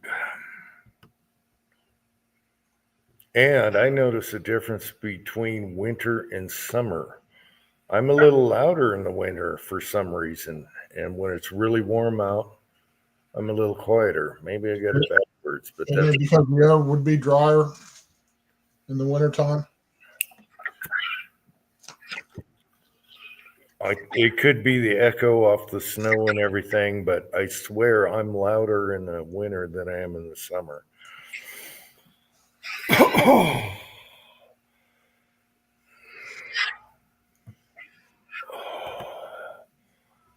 Or is your super faster than mine? If I'm shooting super, I'm going to be faster than you are at sea level. I'm just faster up here because of altitude and sonic crack. Mm-hmm.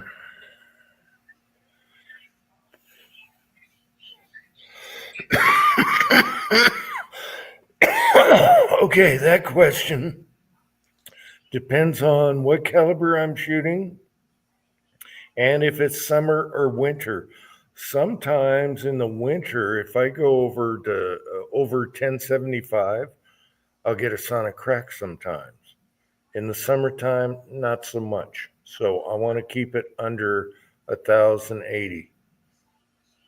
Okay, on a quiet subsonic. To keep both happy, summer and winter. I think you could go past, 1075 and be quiet at sea level. I'm sure you could. You can probably go 1080, whatever.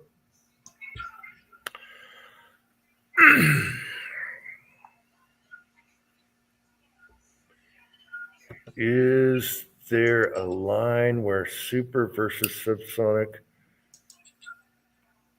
Mm-hmm. I run into it with even 22 subsonic ammo. Yeah, it depends on barrel length and all that. So less oxygen up in the mountain. Well, I tell you what, if you're not used to where I'm standing right now and you go hiking around and you're at sea level before you get acclimated, this smoker right here, this old man could probably out hike you in the mountains right now because I'm used to it and you're not. You're at sea level. Just saying, if you're hiking around in the mountains, I'm talking going uphill now. It takes a couple months to get used to it here.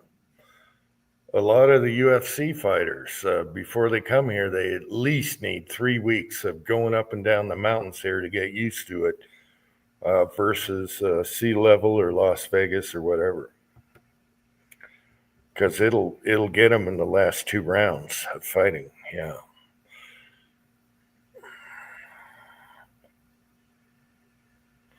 Wow.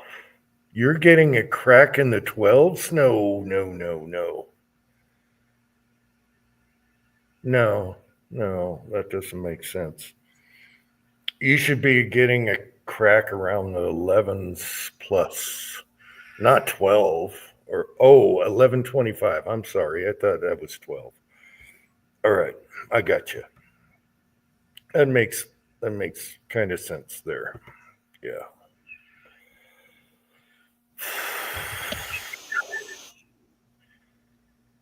I have some Aguila that's called subsonic, and that stuff will go sonic depending on the barrel length.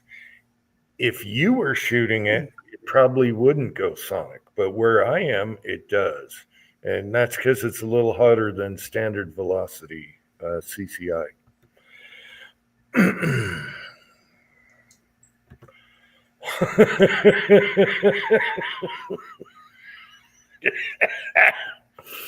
Pat, I'm quoting you. I saw that. I don't know where you are right now, but yes, that's funny. And I'm not falling for those fake Bigfoot tracks that they found on the Himalayas. Those were tracks that were sitting in the sun and made it look like Bigfoot. No, there's no Bigfoot up there. All right. When tracks melt, they turn funny looking, and that's what happened in the Himalayas. So, yeah, there's no abominable snowman up there. Now, prove it. Show me a picture. Everyone's got cell cameras now. Yeah, try moving it. Sherpa, let's go look for. Okay, it's the Yeti, not the abominable. Yeah. No, I'm not buying the Yeti story. They already proved the finger was human. What else? Oh, they had a little crown cap that the monks had. No, that came off of an ox or some crap. No, there's no Yeti up in those mountains, all right? Those were footprints that got all weirded out from the melting. There's no Yeti. I don't think there's even a Bigfoot. Show me a picture. Give me one good picture of a Bigfoot. And I used to look into that stuff.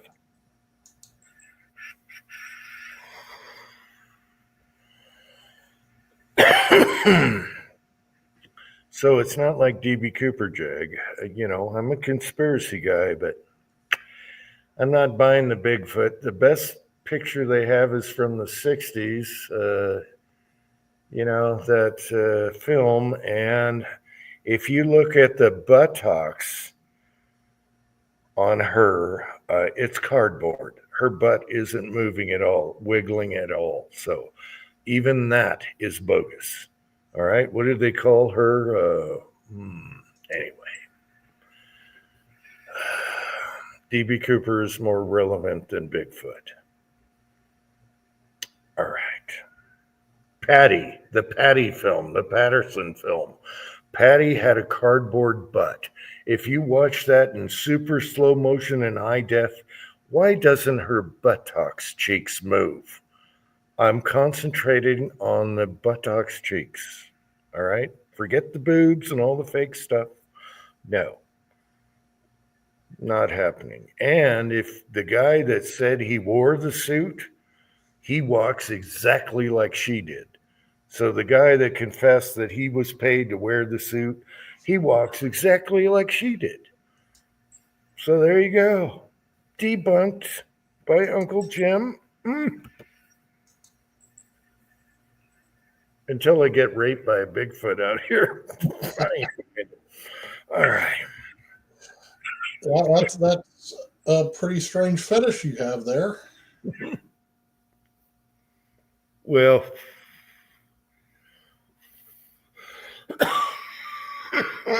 excuse me. We're supposed to have Bigfoots up at the northwest of our state. But where I'm at, there's only a few sightings. I looked at every sighting in every state, especially the Northwest.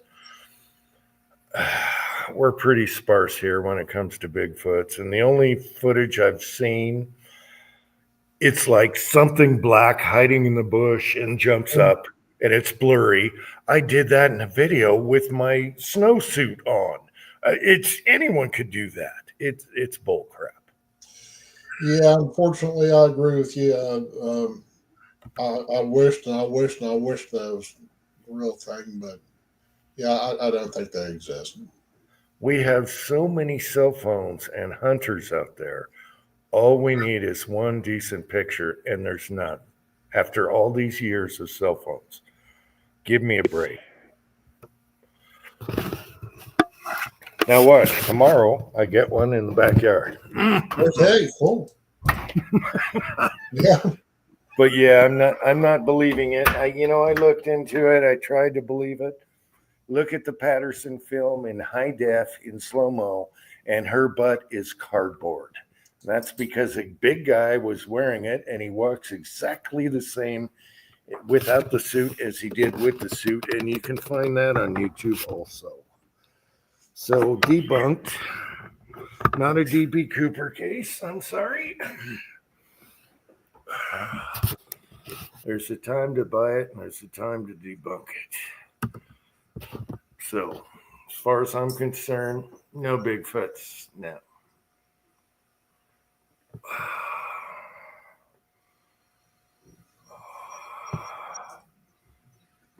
A Yeti killed Russian hikers? No, no, I'm not buying that either. Yeah, he's talking about the Dalton Pass, and oh no, the Dalton Pass is totally different. That was that was just. They actually their official theory on that is avalanches. Yeah, no, there's a matter of fact, there's a ton of stuff about Dalton Pass on YouTube now. Just the last few, it's one of the go-tos now. Excuse me now, just like Loch Ness and Bigfoot and aliens and all that. Yeah, I don't know. I don't know about the Loch Ness monster either. However, the interesting thing, and of course I look into all these things. The interesting thing is if you look at the same spot on the equator, ring, you got Ogopogo that's in Canada or whatever, and all these lakes that are on the same plane around the Earth have sightings, which is really weird. But I think it's some kind of giant creature that we don't know. It's not like a dinosaur. It's probably a giant eel or something weird. Right. However, the interesting thing about Loch Ness is if you go around the world where the sightings are on these lakes, they're all at the same plane on the equator type line. In the north of the equator, all the way around the world, that's where they're seeing these things in lakes. Right. But it's got to be some kind of weird, elongated, I don't know. But it's not a monster, no. Yeah, Bigfoot pretended to be a big turkey in Utah. Yeah. There's supposed to be right where Hobbies is. There's supposed to be a lot of Bigfoots. Oh yeah, especially on the island. How do we know Hobbies isn't a Bigfoot? He looks kind of hairy there. But you got to realize there's a lot of bears there too. So, I mean, people see stuff in the woods and freak out. But show me a picture because I can look in my backyard and I'm like, what the hell is that? And then I get close up on the binoculars and I'm like, geez, nothing. But you see it with your eyes. If you want to believe, you're going to see all kinds of weird stuff out here. We have the weirdest formations and everything, but you put the binoculars on and you're like, no, that's just a formation and a stump and a tree and the shadow. And that's Right. all I saw nothing once I put the binoculars on. So, yeah, I'm not a total wacko. I look at things realistically. I don't think there's a Bigfoot. Loch Ness, probably some kind of weird fish that's floating around at the same elevation Well, of the world. Like you said, just large eels is what. Yeah, because a lot of those photographs are fake. Yeah, well, Loch Ness is mostly waves. They get these weird waves that look like humps. And they get weird waves, and right there. So, and of course, the pictures you've seen with the guy, this thing that was fake. The guy that did that one was Right. fake. Yeah, I think that's called the doctor's photo. Yeah, or the preacher or whatever. Yeah, those were fake. Yeah, so you just gotta analyze stuff with scrutinize. scrutinize, ask question. Why does Bigfoot have a cardboard butt? Ask that question. Why isn't there more photos of Bigfoot that aren't somebody in a stupid suit that's obvious as hell? Their biggest claim to Bigfoot is no one could make a suit back then that good. Yes, they could. Just because Hollywood didn't do it? No. There's a guy that could take cowhide or whatever and make a suit. But what's getting scary is one of my video editors I use, Vegas Pro or whatever it's called this week. I don't know. They have it's Magic's movie studios. They have their latest update has an AI program in there that can go in there and erase stuff from your video. So we're really, and of course we've seen plenty of AI stuff now, but we're they're going to start making things disappear, in history like that. So we're going to have to be real careful about stuff. Yeah, and AI is also a problem. I've seen a lot of AI where they try and make look like a creature and stuff, and you can still tell, but it's going to get better. Well, and this is the stuff they're releasing to us. Who knows what the hell they actually have? Yeah, AI is going to be a problem because there's a bunch of Elon Musk videos where he's all AI and stuff, and he saves a kid today and all that. That's all fake stuff. Yeah, and it looks real. It's scary, and you got to go, wow, where do you draw the line here? Yeah, there's a lot of stuff like that out. And they do it with creatures and all these, people that want to believe in all these creatures in the woods and stuff. And there's some AI stuff I actually enjoy watching. There's it's called Babes and Starships. And you never find that, it's and just watching the evolution for the last couple of years where they got them where they can sit there. They're still obvious, like you said, obvious AI.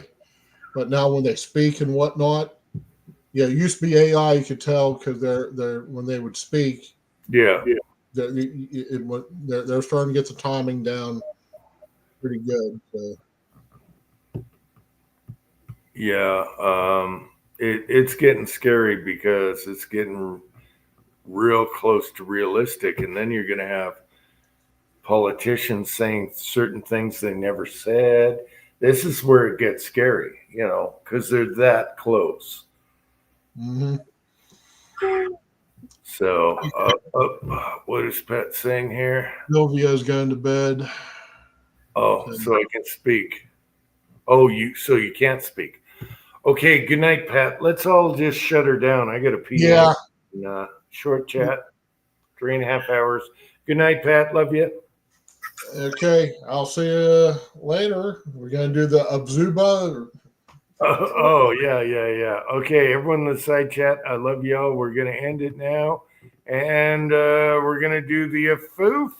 And good night, Relish. Love you. And he left. Afoof!